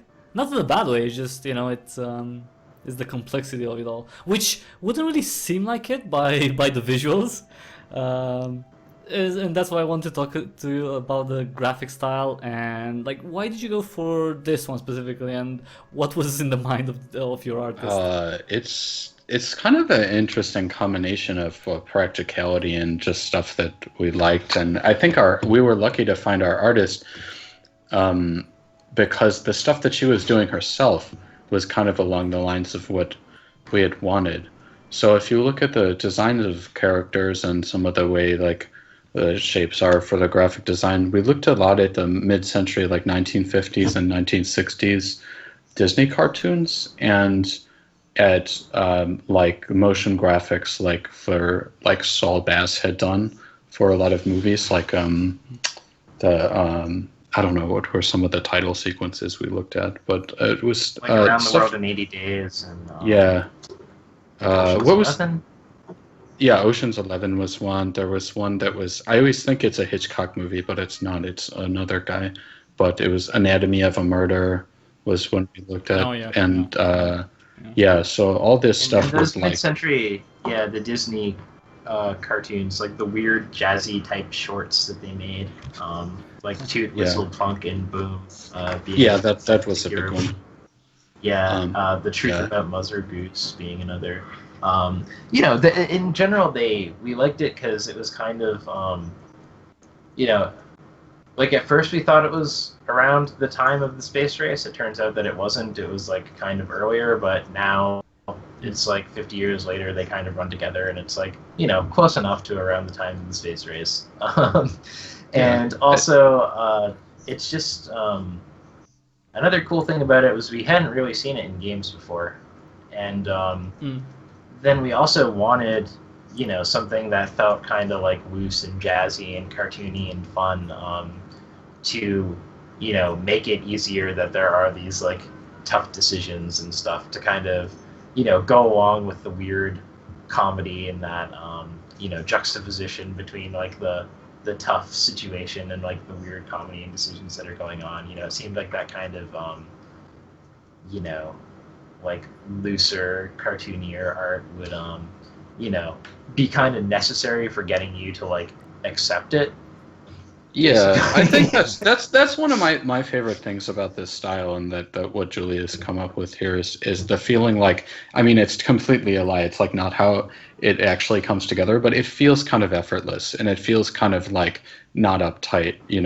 Of course, it's like tremendous effort for her to make it look like that, but it's like it just seems like it's like, hey man, like keep it cool, like don't like don't be so fussy. Chillax. Chillax. Exactly. So I think this is what was so attractive about it. That's, I should also say the way it's put together was really influenced by game, like, and I don't mean this in terms of like the actual shapes of the characters or the colors and stuff, but the way it works in terms of using the 3D engine and the way the characters are, like, they work as the sprites and the way they're animated is pretty influenced by like Parappa the Rapper and Danganronpa were the biggest ones we're looking at. Because and the game is 2D, right? So it is 2D with sprites. Yeah. That exactly. Yeah, both of those were kind of like, because we had Julia, who's an illustrator, but we wanted to have like a 3D environment. So we're like, is that okay? Can you do that? And so Danganronpa and Parappa the Rapper are two games that did that and made it look great. And then we've got all the tried to animate the sprites using some procedural animation. I don't know. That seems like the sort of thing that David could probably give a GDC talk on. Well, actually, if you can go a bit into the engine, like what are you using, if you've done anything special, if you've built something specific for Astronaut. We're just using Unity, like everybody else. So let's see. I like how straightforward I was. Like, I'm just using Unity, because people usually go into detail. Like, okay, sure, no, but okay, it's definitely it's a very popular engine. It's just did it offer everything that you wanted, or did you have to make something that was specifically for this project? Yeah, I mean, we had some familiarity in Unity from past projects, which is, I guess, sort of the main reason we chose that over other engines. But it is quite good at this whole merging of 2D and 3D style. It's kind of like, a little bit agnostic about whether things are 2D or 3D, and there's a button you can press to go between looking at things in 2D and 3D, and so it's been it's been a pretty natural fit. It's been fairly smooth making all that sort of stuff happen. And then, we didn't have to really like hack the engine or anything, just kind of write some fun scripts for, the procedural animation and the weird, like voice. There's some stuff going on the audio side that's got some fun code behind it that I don't want to, go into too much geeky detail about. GDC talk, I got it. Yeah. That's for the future. But so you chose Unity because of you were familiar with it. That was the biggest thing, because you knew how to work with it, and it's pretty versatile, I would say. Yeah. Versatility is a good thing, because going into this, we weren't sure which platform it would eventually end up on. We knew that we wanted to lead with PC and Mac, because that's what we would be making it on, and that's where it would be most comfortable. But we wanted it to that sort of portability that Unity has would be good, in case the game does blow up, and we wanted to move it to consoles or mobile. So it was definitely a plus of it. It's definitely also just easier developing for PC than mobile. Mobile as a market is kind of a little more prickly and like not as advantageous, I think, for kind of the kind of games we're interested in making. It's not really what that audience is interested in for the most Yeah, part. I think this perception is changing, but back when I was making Shove Pro a couple years ago and stuff, there were publishers and people in the know who said things like, "Your game can't have more than one sentence on screen at the same time, or else nobody will read it, and your game can't have sound that's important, because nobody's going to be playing it with sound on," and just things like that were kind of bummers a little bit. That I'm hoping that sort of- Limitations, yeah, limitations. that sort of thing is changing, I hope. But that's we wanted to make a game where the people playing it would be like 100% on board with trying to curl up with a good book, so to speak, instead of just like playing it for a minute, like at a time on a bus. And it's possible that this game could be good for that form factor too. We just wanted to to design it first in sort of the ultimate 64 type experience for making it as good as it could be. So at this point in time, at least, your primary platform is PC, right? PC have... and Mac. I develop on a Mac, and Mike develops on PC, so we'll be able to. Okay, because and just a quick note: the demo is available both for Windows and for macOS if anyone wants to play it. Linux, any Linux build in plan for the release? Maybe? So yeah, we definitely like to do Linux for the full release. We don't have it for the demo because we don't have super great Linux testing capabilities. So if anybody really wants to play the demo but can only play it on Linux, let me know. I can make it happen, but it'll be pretty untested. It'll be the Wild West, basically, in terms of whether there will be weird bugs and stuff. But when we do the full release, when we've got a little bit of a budget, it'll be and when we've got beta testing, it'll be much easier to ensure the quality of a Linux release and make sure we get all the bugs out and put it on that platform.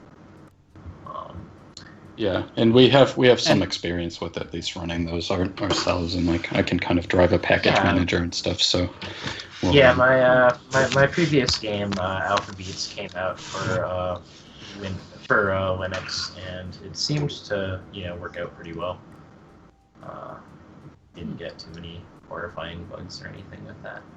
Yeah, no, that's good. Although, like, how big is the market? I mean, like the Linux gamers market, is that really big enough for it to be feasible? It kind of did. You gotta do well. I mean, one thing is it's something that is Unity makes this kind of cross-platform stuff a lot easier. So a lot of it's just like why not? These people are very passionate about their computers, and maybe it's not so much effort for us to do it. So why not? Yeah, and no, I was just thinking. I remember. I was thinking in terms of budget. If there's any restriction in terms of that, like if you don't have enough money, then you would consider not. I'm not saying not make a game for Linux. That's not what I'm saying. It's just there are limitations of that is that's true, and it's definitely gonna have to come after the support for the other platforms that we're more equipped to deal with now. Yeah. But overall, with Unity, a Linux port is pretty easy from what from what my experience has been. It's harder to port it to consoles and to mobile and all that stuff, especially since the consoles have certification processes and all this other stuff going on. But we'll definitely be open to if people like the game enough to support it on one platform, then we'll be open to bringing it to other ones. And if is there a stretch goal that you're thinking of, maybe for bringing Astronaut the Best on consoles? Any of that would have to be pretty high up there. Some people we know have done development on some consoles, and I love to play games on console. I love the DS and my PS3 and stuff, and it would be great to get on one of those platforms, but it can really tax a small indie developer to do that. So it definitely has to be under the right conditions. I hope very much we could get there. Yeah, but I it think can be expensive. we'd probably make that more of an independent business decision than a stretch goal, because at this point it's difficult to. I don't know. I've just heard a lot of horror stories about that console ports eating up a disproportionate amount of time and development money? effort. Yeah, so like what are they called? The TSRs or something? The certification requirements are really extreme Yeah. compared to even So- the mobile platforms. So I think, with our stretch goals, we do have a lot of stretch goals planned, but they're all going to be things about the game itself, sort of on its lead platform.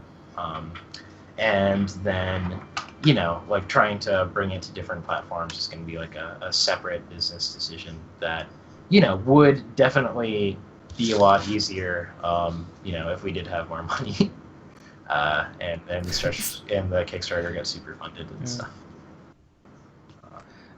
Are you thinking of since consoles may be something that you would look into, control support? Are you thinking of adding that for the PC? This is Yeah, kind of at least, my like, on release? role is Captain Boring on our team. Is like anytime we want to make a UI change, I'm like, well, can you do it with a controller? Like, is this going to screw up our controller thing? So it's totally. And that's the way that I've been playing most video games over the past year or two. Is my computer is hooked up to a TV, and then I sit on the couch with the controller and play games. So I want to be able to play this game in the way that I personally like playing games. Yeah, and this is very popular, right, for the people even like off consoles like that have their Steam, boxes or they have that. So I think we'll definitely want What's to. a Steam box? Huh? What's a Steam box? It's like so they're- Valve. No. Oh, yeah. I'm kidding. I don't- because it's basically nothing right now. Yeah. Like, you know what I mean? I'm sorry. Yeah. I mean, I don't. I know like no like modern news of anything, so I cannot get any jokes. no, but it's like, come on. Okay, so Steam boxes, sure. Technically, they were supposed to be a thing, but really, do they exist right now? Because I don't think anybody sells like an actual gaming PC with Steam OS installed, like pre-installed, and that's the only OS. I don't think that's. I do know. right now, so that's Yeah, why, I know a number of I mean, sure, you people can who make a have- Steam box. Yeah, but- I know. A number of people who just have like a computer that's just hooked up to their TV for the sole purpose of playing. Yeah, sure. Yeah. Yeah, but as far as it being yeah. like more of a spec, like I don't know. We already threw Peter Molyneux under the bus, but if I'll throw Valve under the bus too, like we can. They're okay. Come on, they're okay. Just don't say anything about Gabe's knives and stuff, and you'll be fine. Okay. You come on, you'll get Okay. published. You're greenlit, right? You have been greenlit with. We're actually still Astronaut, right? on Greenlight. Oh yeah. Oh, you're still not. Oh, are you kidding me right now? Seriously, that's annoying. Yeah, it is. Why, But, like- Jesus, Valve. So- I mean. people can vote for the game on Greenlight right now. It's Yeah, actually, yeah, that's actually very true. Because there's a link in the description below, and I was thinking, when I put I put the link, and I think, it's greenlit probably already. I think, what the hell? It's probably just a matter of time for it. Yeah, to we're hoping. So Basically, it's, if we get enough attention and eyes on our game for our Kickstarter to succeed, then I think that the green light will probably happen. As a natural consequence of that. Yeah. And since you said that you're I totally forgot that you were greenlight. Anyway, sorry, I voted for you, but that's thank fine. you very It's been so long. So on Greenlight, and you're on Kickstarter, obviously the link in the description below if you want to pledge. And you have the demo out both for Windows and macOS. What was the feedback that you got from people playing, people seeing the Kickstarter, people seeing the Greenlight page? What was the response in general? What are people saying about Astronaut?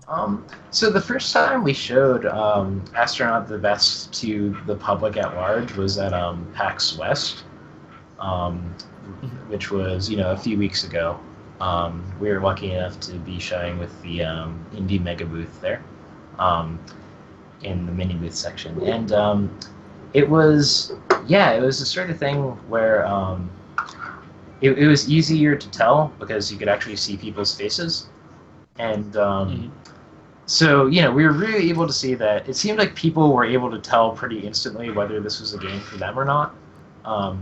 It seemed like either people looked at it and like made a really weird facial expression and looked kind of like offended, or not really offended, just like they didn't really have any idea of what to make of it.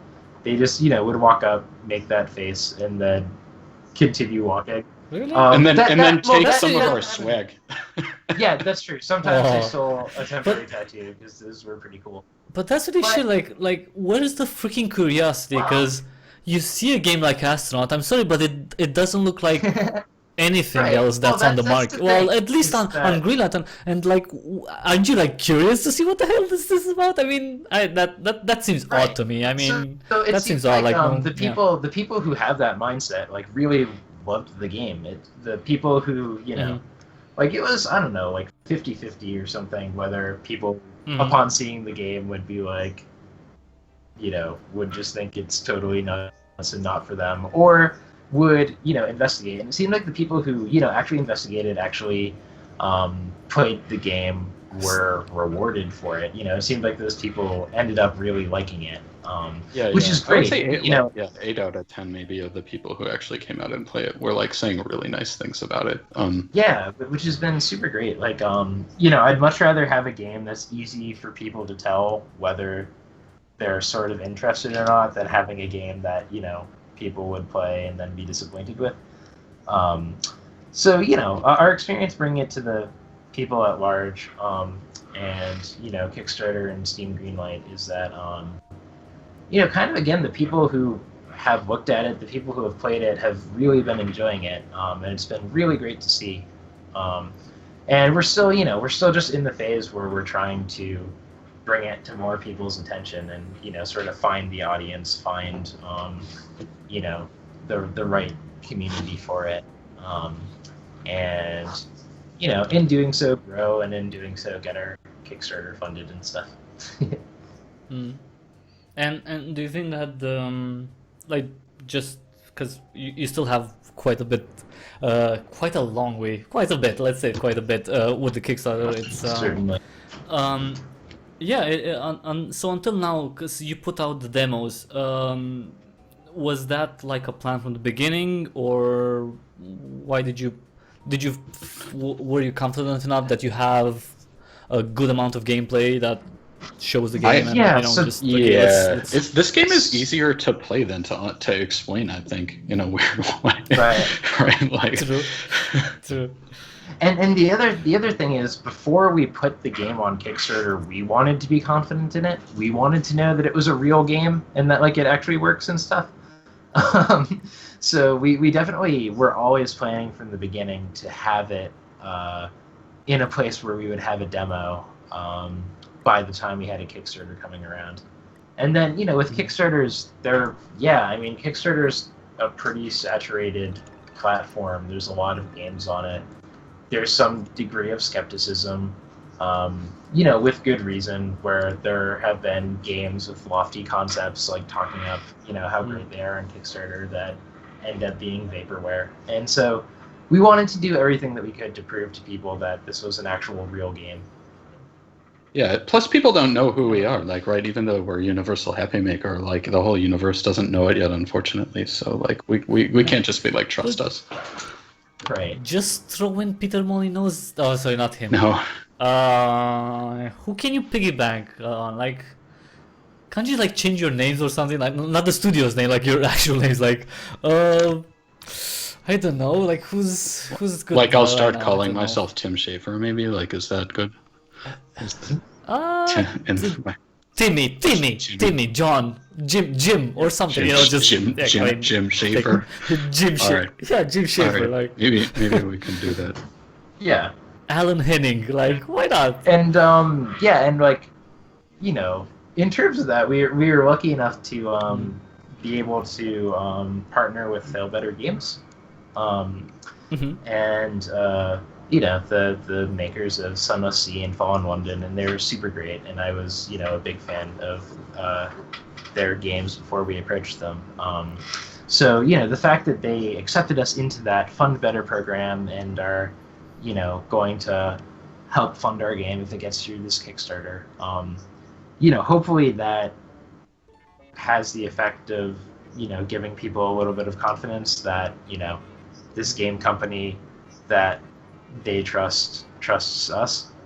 Yeah, does everyone know what Fun Better is all about? It's a big deal to us, obviously, but maybe not. No, I think people know about the developer, although I'm sure not as many people as they would have liked.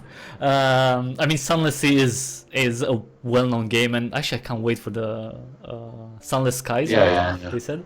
But the fun really, like the first time I read about it was on your Kickstarter. So is that an actual fund that if you're successful they will give you an amount based on the Kickstarter or something like that? You don't have to go into specifics because I know the contractual stuff, but is that actual money involved? Like they will give you specific. You can read about it on their website. But basically, the deal is that Sunless Sea and Fallen London have been successful enough that they actually had the money to invest back in other indie games, and so to try to encourage there to be more cool games out there, they have a program specifically for investing in experimental narrative games, where they give the game some funding up front, and then the game gives them a portion of the sales on the back end. And did you have to submit? Is that like a submitting process? You want to They had I found out about it the day that the Fund Better program went live, and then we put a lot of work into making a pitch, making the business case for the game, and talking about how it was a real game and all this other stuff. Come on, you can brag about it. You can say like we've been chosen out of 157 games. I don't even it was know probably how something many like that. submissions they got. There were enough that they wrote a blog post like basically saying how to submit, because some people were not submitting properly, but I'm not sure how many. There were we weren't the only one chosen too, which is important. Our deal is somewhat different than the others, but there were there's 4 other games in our cohort, is that right? And then there was one a little before us that was kind of like the prototype for this, called House of Many Doors, but they're not, I think, officially maybe Fun Better, is that right? Yeah, I think so. And they had a bit of a different deal, but I believe, but so I think we're the first Fund Better game that's kind of like that has a demo out that's actually like poking its head above the water and trying to get attention for itself and stuff. And the other ones, the 4 other ones are all like super cool games, and you'll be hearing more about all of them in the coming months. And since you said that like your game is the farthest along, I guess, how long have you been working on ATB? It feels like my whole life. It's like it's been almost 2 years now. It's been a little while because we did a lot of prototypes and kind of basically we spent the first like year and a half making a bunch of the first year making a bunch of prototypes, trying to focus on the gameplay, trying to do playtesting and bring it before people, and basically spending a month or 2 making like a whole system and then like entirely tearing it down and starting over.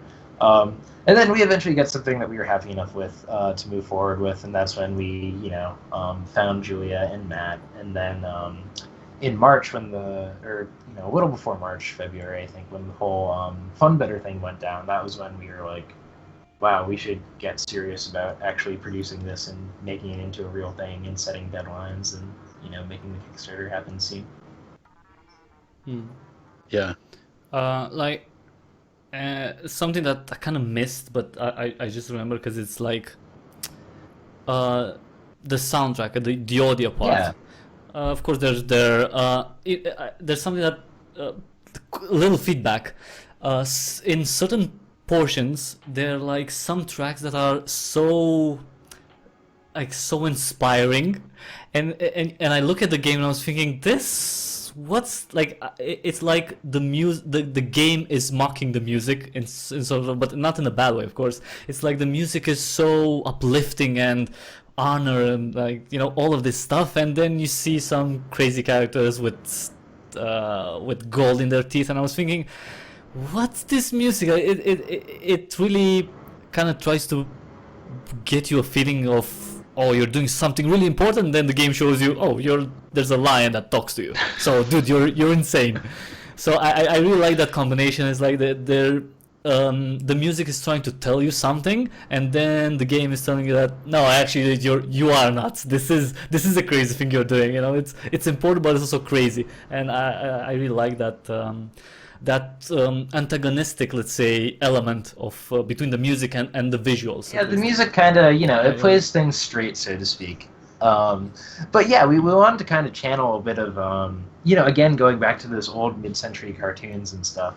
The, you know, I guess the melodrama that's going on a little bit, where, you know, the things that are, you know, positive or peaceful are, you know, orchestral. They're, you know, kind of a little bit blown out. And then, you know, what sometimes the high priests have some pretty cartoony themes sometimes, like, you know, it sort of goes between that orchestral and between jazzier stuff. Yeah, it got jazzier as the game developed. We actually had kind of like some electronic tracks in there originally that were like the really kind of noisy, like avant-garde kind of stuff, and like I think we had that because like I like asked Matt to do it, and he did, and he thought it was fun, but it wasn't as much the right call. So we went more towards like the jazzier direction and having motifs for each of the priests and stuff like that. And yeah, I think that you're totally right on with what you're saying of the like kind of the dissonance between the actions of that you're doing in the game and how like kind of I guess pompous sometimes like the music is. It's like yeah. Right, like there aren't too many It's games like- that start off with the national anthem.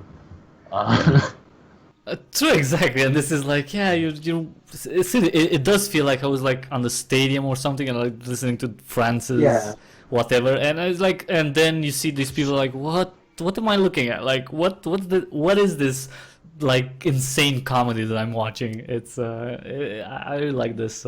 It's like you're not exactly mocking it. Maybe mocking's a triggering word. It's this irony about everything you see and you hear and you do. It's like you are doing stuff. It's activity. It has consequences, but it's also insane to a specific extent. And I kind of like that because it's fun. It's fun. It's really definitely something that stands out, I think. And it's because you read a lot and there's a lot of choices, and that in other games may get boring. But then you read something, and Astronaut is like, wait, what? What did she say? Like the masturbating part. That totally takes you by surprise, or like somebody dying, or my astronaut having a drug addiction that I didn't know of. That all of that like takes you by surprise. I didn't think that this was possible, and that's a really surprising and really enjoyable. Oh yeah, that's great. We definitely wouldn't want a world where all games are like just demanding that you stop masturbating. So it's a good thing we are doing. Exactly. Right, yeah, and that's really like one of the, you know, biggest compliments that we can hear about the game is that, you know, it is surprising in this way, because like, yeah, basically like we want to do everything we can to keep this from being boring, and keep the player being surprised by, you know, by choices and consequences, and also just by the things that happen in this world. Yeah. To really say like what as a game developer, at least for myself, like what I'm always worried about is that the player of the game will just say like, oh man, it's this thing again. Like, this is stupid. Like I've seen this before. So, I mean, that's the insecurity that we're fighting that probably produces this. This kind of Yeah. like, Okay, so you wouldn't be able to work for Activision on Call of Duty, right? I've- Apparently. Well, I would There's- have some ideas about it. Like, no, you can't. Like, you can't have ideas. Wait, what's this? Oh, Like, wait. okay. What are you saying? Ideas? What's this? Ideas? Come on, like one game a year. That's the idea. Like money, 500 million in the first day of release. That's the idea. Everything else, I'm I sorry, think- you have to go indie for I that. think if Activision gave us the keys to Call of Duty, like you'd get a pretty interesting Call of Duty game. Yeah, Like- like I have some really great ideas for making like a procedurally generated narrative comedy out of Call of Duty. Yeah, I think. That, There yeah, aren't really sometimes. too many things that have gone like all out comedy with the first person shooter thing. Yeah, there was No One Lives Well- Forever. I think that. Yeah, that's a good one. Yeah. Yeah, well, that was not that comedic. I think it had definitely a different personality than all the other shooters, but to me, I still saw it like okay, the setting is different, but in terms of the mechanics, Yeah, and I everything, actually, I a think few months Borderlands ago, is more like out I there. tried to go back a few months ago and play No One Lives Forever because I never played it, and it just starts you off with a really, really long escort mission with like no checkpoints, and I was like, oh, huh, games have changed a lot over the past decade, huh? Yeah, Well, if you played what was that game? Homefront, the first one. Oh, jeez. You would see that. Oh, that's. So this tells you that you don't have to have a hit in order to make a sequel to a game. I'm not taking jabs or anything, but that was oh my there's god. more than one It's like- Homefront game. Yeah. Yeah, No, it was the first one that was. no, I believe there was I don't know another who Homefront made game that came out recently, which was No, yeah, the Homefront the Revolution is kind of the sequel, Yeah. but the first one was, let's say, not sequel worthy. Well, the first let's one say was just let's call kind it of like it's that. the I guess the canonical example of a game that went through some times, like a game that had a complicated development process and went through a lot of changes and stuff. Yeah, but it was like, but the end result it was. Well, the end result you is could like, tell. You could tell that at first it wasn't really North Korea that was invading America. Like- No, but sorry, but no, but I was talking about the actual gameplay. yeah, it and was that, like that too. Yeah.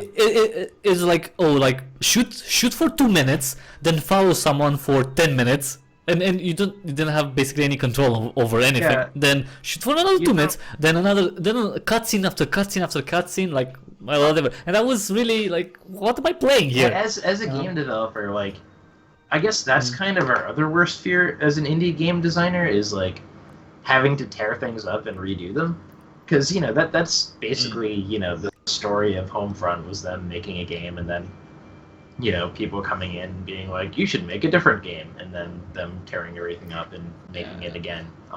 Well, That happens a whole yeah, bunch of times, and as an indie game, that's not really the sort of thing that we can do.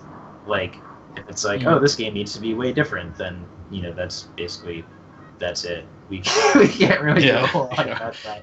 So that's why we went through that whole year of just making a whole bunch of prototypes and trying to get it so that we were perfectly happy with the game before we brought it to Kickstarter. yeah, you're like Blizzard with Titan, Yeah. except Yeah. with one big exception. Yeah. Well, it kind of. And you actually have a product. Yeah, but That's the biggest and difference. that's not to say that we won't. You actually have. That we won't change some things about this for the final game. We definitely want to take people's Mhm. feedback into account. We've got some plans on how we can make the core loop a little smoother and a little less repetitive. But overall, the basics of this game are what we want them to be. So, because you mentioned the feedback, and just so everybody knows, you're not planning early access. Nope. I think for that Astronaut. You're with early access, like, I can see the pros and cons, but overall, I think it would be, our plan is to offer, beta access at one of our reward tiers for the $40 tier, the Chronicler of Shame tier, and up, you get beta access, and if this Kickstarter succeeds, then we'll have enough people just from the Kickstarter community that will be able to do a pretty good beta.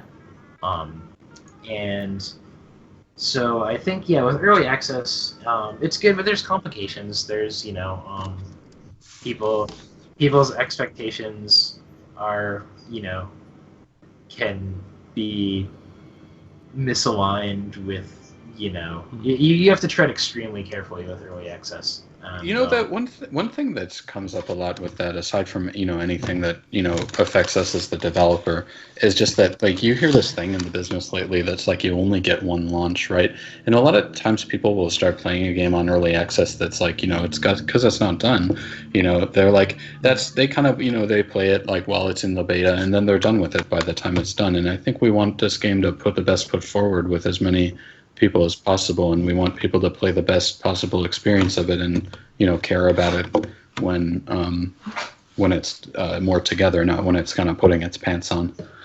So yeah, I think you made I think it's a good choice for Astronaut because being the game that it is, I think early access would make people maybe miss a lot of things and not abandoning it beforehand, but this one should be like the most solid experience, from day one, basically.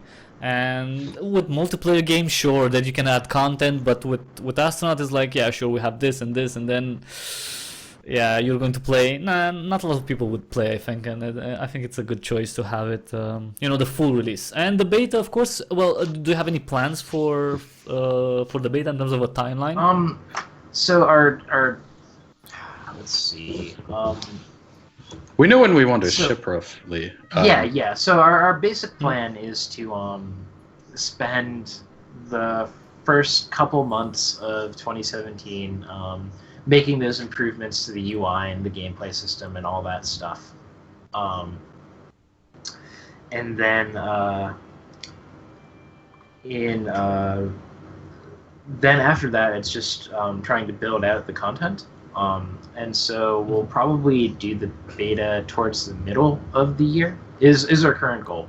And then, have that run for a few months. Probably be, I think our plan is to make, 2 missions and then the launch, enough content to get through like one playthrough of the game before bringing it to the beta. And then,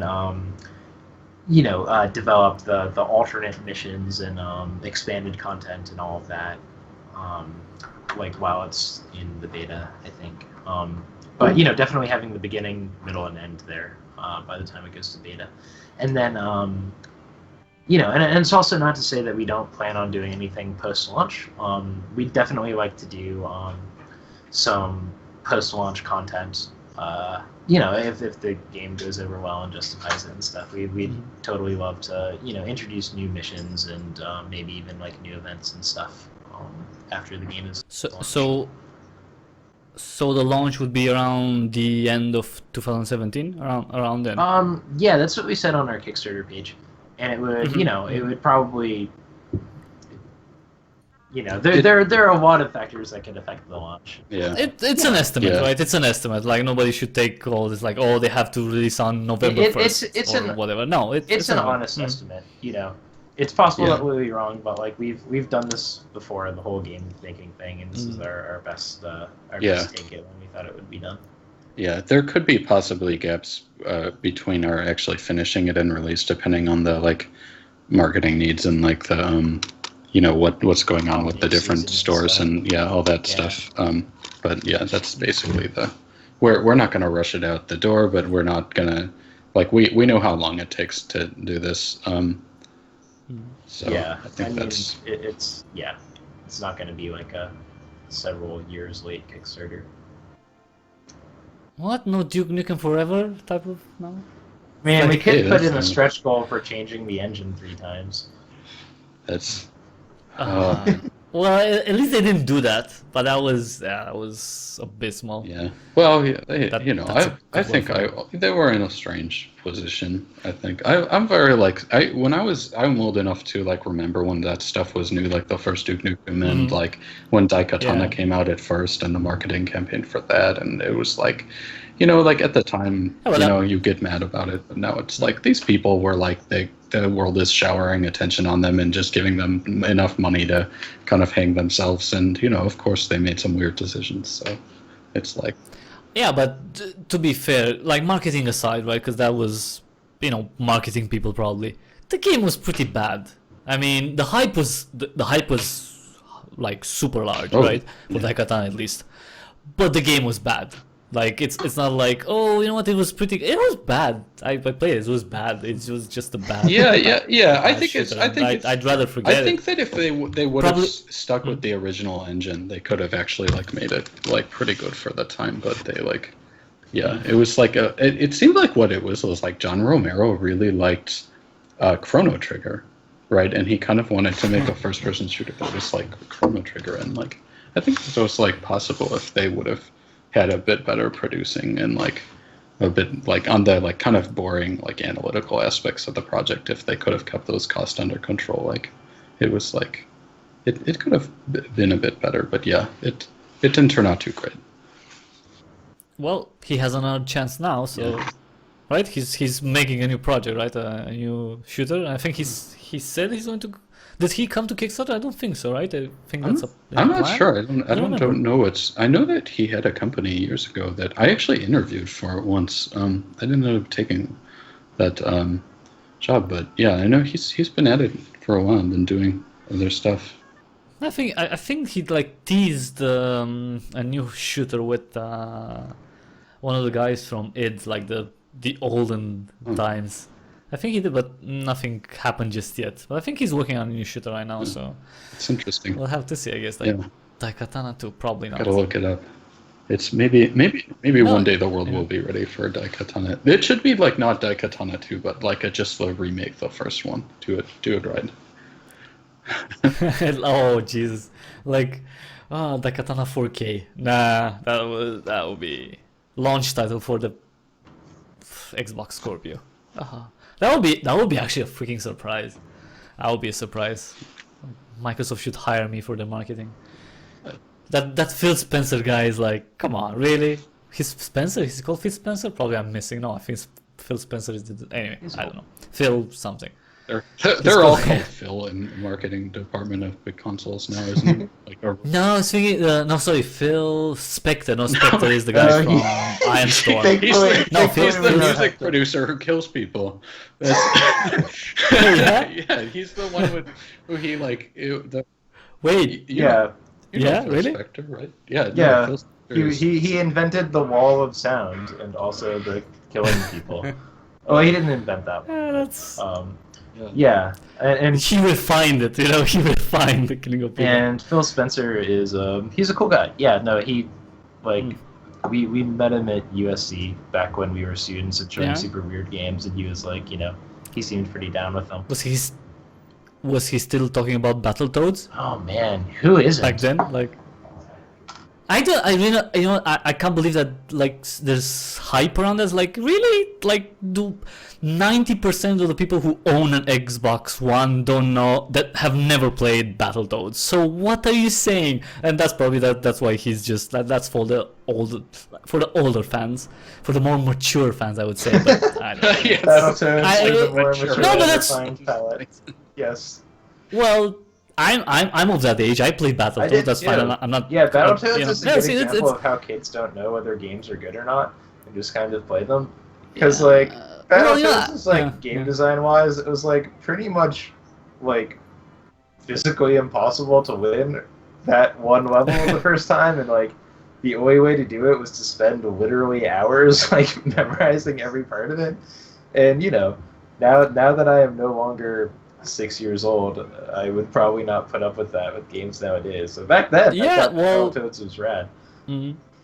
Exactly. Well, you know what? There were different times. I mean, when I look at the old games, right? It's I understand that they're of that time, and I don't expect them to be. I wouldn't play older games because I have newer games that have mechanics that have evolved since then. That level design evolved, like audio design, like engines. Oh, you don't have to go about the graphics, but it's a different era, Yeah, right? And I'm not going to go In back to general, that thing. games respect players' time more now, Mm. and are more generous with things like checkpoints and there's not having like random battles all the time.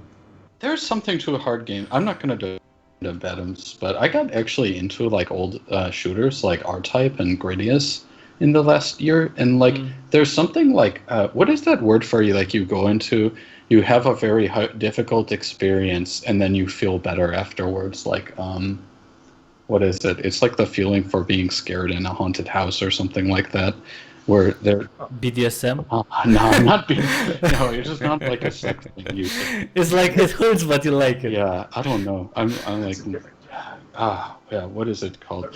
Anyway, but like I know because it has. Yeah. There's something to it. Like there really is like that the kind of like feeling of reward you can get from having to like memorize a level and the amount of attention it demands and all of that is kind of, I think, a interesting experience, and like maybe some of that is driving why like games like Dark Souls are popular. Yeah, no, you do definitely get a feling of mastery, and it's like you've conquered something and achieved something, and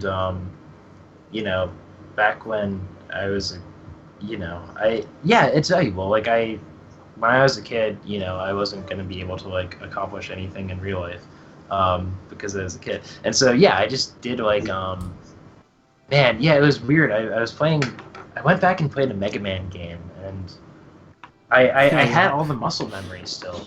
So it was like I was possessed or something. Like my hands knew how to beat the level, like without getting hit, and I did not consciously know like what I was doing. I was just kind of like playing it without thinking and being like, "What the hell is happening?"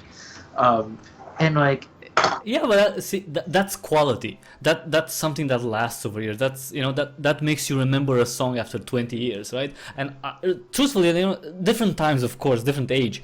I don't know how many games today would make you feel like that 20 years from now. I'm not saying they're bad games. It's about it has to be at a specific time and a specific game and specific gameplay. Yeah, it's possible. Yeah. Right now, it's No, I mean, I hope that there are. I mean, I think in general, like the zeitgeist now, there's more procedurally generated games. There's more, games with user content and stuff. Less games with levels to memorize. Less, like of that sort of mastery of skills. I guess Dark Souls kind of represents all the old school stuff. Super Meat Boy was one a few years ago that was definitely absolutely. So since we're talking about a lot of games, like what are you playing right now? While you're not making while you take a break from Astronaut, what are you guys playing right now? So I've done.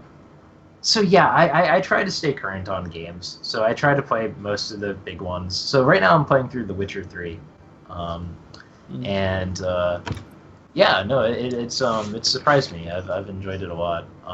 And then I've been playing some other. I've got some indie titles queued up that are on like the comparable to this one list. So I've got let's see what's in my Steam list. So I've got stuff like Valhalla and Her Story and a couple other games that are sort of on the same wavelength as ours queued up. Her Story is really nice. Her Story. Yeah, and then and you can finish it in a few hours. It's not it's not a big time investment. Yeah, and then the other two genres are I like weird Japanese games. So going through my recently played list, I've got Zero Time Dilemma in D4 and Yakuza 5, which is the weirdest of them all. I love the Yakuza series. I think that doesn't get enough credit. Yeah, they don't get enough credit for how weird they are, basically.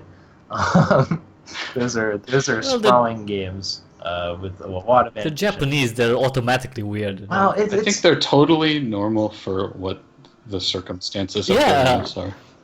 Yeah. True. That's. And you would go there. That's totally normal. Yeah. We do tend to pick out the weird things. I gotta shout this out. I just speak a little Japanese. I've been learning for a couple of years, and our like news media loves to pick out like the weirdest stuff about Japan that even disturbs like other people in Japan and like say like it's what everyone there does. And it's like totally not true. They're into like being a doctor or a lawyer and like playing baseball. It's like super boring. A lot of what they're. America's pastime, like Japan's pastime, baseball. Yeah, What? they love. I thought it would be like. Yeah, they love it. It's a huge deal. I did not know. And That's- to segue, Yakuza 5 does have a Yeah. large arc about baseball and like, you know, Oh the my the God. Koshien tournament and stuff. So and anyhow, and also like I play sports games, which makes me a bit of like a, I guess like Pariah. weird. Yeah, it's a weird thing for I guess like A pariah among indie game Sports developers. Like, what are you playing? They're kind Yeah. of like the Yeah, country music of games, right? You hear so many. I don't know if you do now, but like when you like, I think some country music is good, but like a lot of people will say like, oh yeah, I'll listen to anything except country, right? Like you don't hear that with Yeah. any other genre, and it's kind of like that with games. It's like I'll play all kinds of games except for sports, and And like it's, and I've got my whole big game designer rant on how great sports games are and how they've got, the vertical implementation of XCOM or vertical integration of an XCOM where they've got, there's sort of like an RPG and a management sim and a tactical game and an action game all in one. And, I want to make a sports game someday, but it's sort of a gradual road from Astronaut the best sports games. There's some steps along the way there. If you like sports game, you know what you should look. Well, it's not out yet. I think it's Kickman. Just search Kickman. Yeah, the something Kickman. Yeah. That was like when I Oh like yeah, the Behold developer, the like, Kickman, right? behold. yeah, I think that one. Yeah, Yeah. yeah. It's like I like how the developer always kind of says like, "Oh, I'm making a soccer game, like it's bullshit," or something like that. He's like always putting soccer down. Well, football, depending on where you live, soccer, football, Yeah. whatever. But he's making a soccer game. I thought it was pretty Yeah, cool. no, Of course, it's not FIFA or anything or PS6. Yeah, I I'm guess. psyched about how this whole esports thing is kind of backed into sports culture merging with games culture. I don't know, it's sort of weird. It's real weird. But like I am excited about how indie games have tried to tackle sports. Even a few years ago with like Hokra and stuff, how they've taken the more minimalist attempts and stuff. But I'm excited to see some sports games that really double down on sort of like the narrative, I guess, or the RPG type aspects. Like Inazuma 11. I think I want Yeah. to see more stuff. I want to that. see like the indie Inazuma 11, or I want to make it, I guess. Yeah, I'll One of the stand two. by that. Okay, so Yeah. that's the second project, like inspired by it. After Astronaut It's the ships. fourth project. I've got this. Oh yeah, yeah. You don't. We've got it all. We've got a dynasty planned if the world lets us rip this one. Like, we got- Okay, but like, next game you have to drop Unity. You have to go like for Unreal Engine 4. Like, sorry, it's like well, if you kinda have to say do so, then no, I'm kidding. It's no. Apparently, a lot of whenever I see a lot of games like Unreal Engine, really, and they're like super. They're not shooters. Let's say that they're not the most graphically intense games. And I think, oh, Unreal Engine 4. Why would you choose that? That's an interesting choice. It feels like overkill. That's what I'm saying. There's some games that use it, and I'm thinking that's overkill. Well, You don't need that it's that got, capabilities, but yeah. It's got it's a very different like design in programming mode. It's got like Yeah. visual scripting and everything, right? So I think there's a lot of people Yeah, who are, blueprints who are and more stuff, comfortable yeah. with that sort of how it works, even if they don't need all the bells and whistles. Mhm. yeah, I think it's it's like the big baller engine. I understand why people Yeah. want to go for it. I personally, my like philosophy as a programmer is extremely practical, so it's like super unglamorous, the stuff that I end up wanting to do. I just want things to work, and I only learned how to program because I wanted to make these crazy games like this. So it's like, I think it's it depends like what perspective you're coming at from, like why you got into games and what you like about programming affects those Wait, decisions. so what are you coding in, like C# or? Yeah, we're all or Java? we're all C C#? sharp. I think like C#? 85% or something of Unity developers are C sharp. Yeah, Yeah. it's I had started in the JavaScript one Um, because it was more like Flash, but As a yeah, side we're all- note, Mhm. Kat is currently headbutting my microphone. Was that picking up or making a weird sound? I can move the cat. No, actually, no. Okay, that's cool. No, no. I think the cat prefers Unreal Engine, but Yeah. no. Yeah, because cats are evil. That's what. No, I'm kidding. No, they're fine. Cats are They fine. can be both. But if you're going to make a new game and it's going to have animals in it, please consider dogs, because everybody apparently makes games about cats. And I'm thinking, where's the love for the dogs? Like, where's the love? That's true. There are a lot of games with The cats. internet- Really a lot of games with Yeah, cats. the internet tends to like cats, but yeah, no, I think that's worth thinking about. Dogs are a little bit underrepresented. I mean, nothing wrong with cats, just more. It's like diversity. Come on, like. yes, This animal is sexism. diversity. Or So our game, animism. there are 0 cats in our game actually. Yeah. Our Well, game, no, the I guess, lion has- is Oh, the lion's a cat. Yeah, that's true. Yeah. It's a lion. It's mostly mongooses and snakes in our game, which are I somewhat think that's diverse. Yeah. represented. Yeah. Lovely reptiles. Yes, it's the sweetest of the reptiles you have in the game. So I wanna see so- what's yeah. gonna happen with the ending here. It looks like we're right at the ending sequence. Yeah. Well, I got minus 195 glory, so I suck and I lost the match. Oh, okay. Well, So- yeah, it seems like On purpose. it seems like according to Morning Dew, she's upset by how much her astronauts have been dying. So yeah, these Yeah, are two of them the other died. sort of things that we don't really tell you about, but then at the end Mhm. end up affecting things, and we let you know when they do. So we don't tell you not to Yeah. kill too many astronauts, but the High Priestess of Death Come on, I might- killed might be a one. little bit. I killed only one. The other one was natural causes, not my fault. I mean, definitely not my fault. You're careless with life. Well, I'm not careless with life. I'm careless. Come on, it's like astronaut life. There are a dime a dozen, probably. No? We Actually, wait. we can let's- generate let's- thousands of them every second. It's true. Yeah. Well, see, that's cheap then. It's like there's a little bit of processing power. In the full game, if you want to recruit new ones, will that cost you? I think we're Is that- still It will working out cost you the in one way or mechanic. another. Yeah, Mhm. it's Yeah. something that we've got to come down on, but it won't be free. There will be consequences, as there are with all things. And crap, I was fired. I was fired. You retired to a life far from the public eye. Oh, Well, at least it what? wasn't dead in a ditch. Yeah. Ah, Yeah. Well, to at You'll least I can live. You'll live to play again, and that's the important thing. Let's wrap it up because it's been like 2.5 hours. I hope you didn't have anything else planned for today.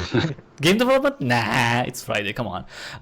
If you have anything else to say for people watching, I think thanks for having us on. I think we've talked a lot about the game and all these different stuff. But yeah, we're just really excited to see what people think of this game. Where there's a lot of stuff that can happen. There's a lot of decisions you can make. So we're really excited to see people play it and to see what they end up choosing and what they end up thinking of all this. And so if there's anything you can do to let people know about it, then we would super appreciate it. The link to our Kickstarter and all that is on this page, which we also appreciate. And I really hope that we get to keep making this game.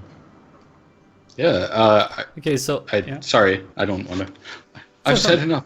No, No, please, no, please. it was a super pleasure to be on here, and thank you for asking us all those great questions and letting me talk so much about Peter Molyneux. And I just want everyone to be nice to Peter Molyneux, and also please play our game.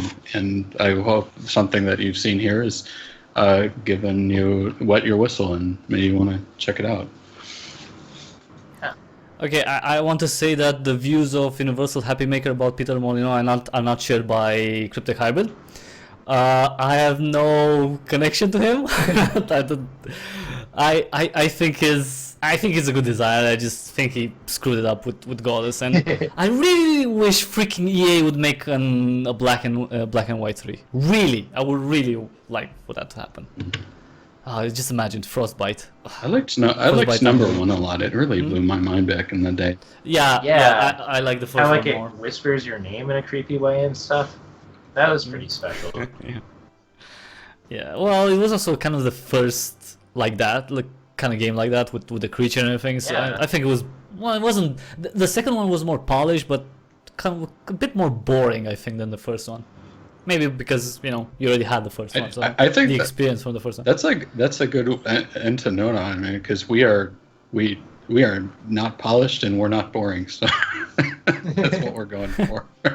If we can be like the first Black and White, I think that would be a good way to go. Well, yeah, but then you have to make another one. Astronaut 2, the Road to Mars. Something Astronaut like 2 polished and boring. How about that?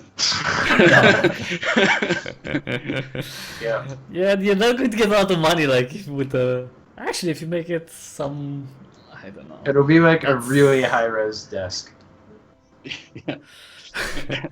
Oh yeah, like 4K discs, like oh, we have the power of Scorpio. Like, okay, what do you use? We have 2 discs right now. Like, Oh, wow. You're the That would director and really- you have an assistant. That would really raise the stakes that for would- the sequel. 2 desks. Exactly. Astronaut 2 4K double discs. There you go. Yeah. Yeah, that was because you know what? It was great having you because it's I really like the game since the first time I saw it on Greenlight, and I think it's really good that you had a demo and a really substantial demo. When I played, I was thinking, okay, sure, I'll play for like half an hour, and then was I recording? Oh, come on, it was an hour already. And but that's good. There's a lot of content. I think I really wanted to replay to make different choices because for some reason I couldn't believe that I finished the fight and I won, and I was thinking that's wrong. That somehow was wrong. I was thinking that I made a lot of bad choices and still I won. That was weird to me, but I liked it. And I can't wait to see what other events you bring in. And well, I would like to see them launch. I would definitely like to see an explosion or something going really, really terribly wrong with a launch, like people dying and I don't know, crashing into the crowd, something like that. That's my personal preference, because it feels like Astronaut is the type of game where you get enjoyment from bad things happening. Yeah. That's really good to hear. Yeah, definitely. Probably that makes me sick, but sound very sick. But that's the truth. I really enjoy it, and I really hope you get funded. A place where you can make decisions that you wouldn't ordinarily make, where you can, sort of be trapped in this tough situation and not know what to do, but have it be fun to find out instead of like soul crushing, and kind of learn about. It's kind of like practice for life, right? Like they say that, I don't know, I heard this, like that doctors like say that bad dreams are like preparing us for like the things in our life that are like difficult. Like bad dreams are like much more useful for your mind than are like good ones. And so maybe this game is kind of like that. It's like a bad dream for. I'm a great marketer. Our game is like a bad dream. Yeah. Exactly. Don't say like our game is like a bad dream. What? No, this is it. It's like the best bad dream. Correct. No, you know what? It's oh come on, it's not a bad dream. It's definitely a good experience. I really can't wait to see it. And you know what? For $15, I think. Of course I didn't see the whole game, but from what you're telling me, it's definitely going to take more than one playthrough to kind of get the feeling of the game. You can get a little bit from the demo, and I was thinking, yeah, that's just the tip of the iceberg. So I really can't wait to see the full one. And I don't know if it helps you in life, but it definitely gives you the experience that you wouldn't have in life. And I think that's the greatest thing about games. Not only that they're fun and everything, they're entertaining, sure, but they allow you to experience something impossible. I wouldn't be able to run a space program. Of course, this is there are no gods, there are no high priests in this world, and there are no lizard people, and all of this. I think that's what makes games art. Although I've read an article that says that games aren't art, that they're more than that. I think they're art. There's an art form in making people feel and think and imagine and experience things that they wouldn't normally. Because the world is amazing, but this is Astronaut the best, world plus. Oh man. Well, we better go out on that. World We're not enhanced. going to top that. That's about the nicest thing anyone can say. So.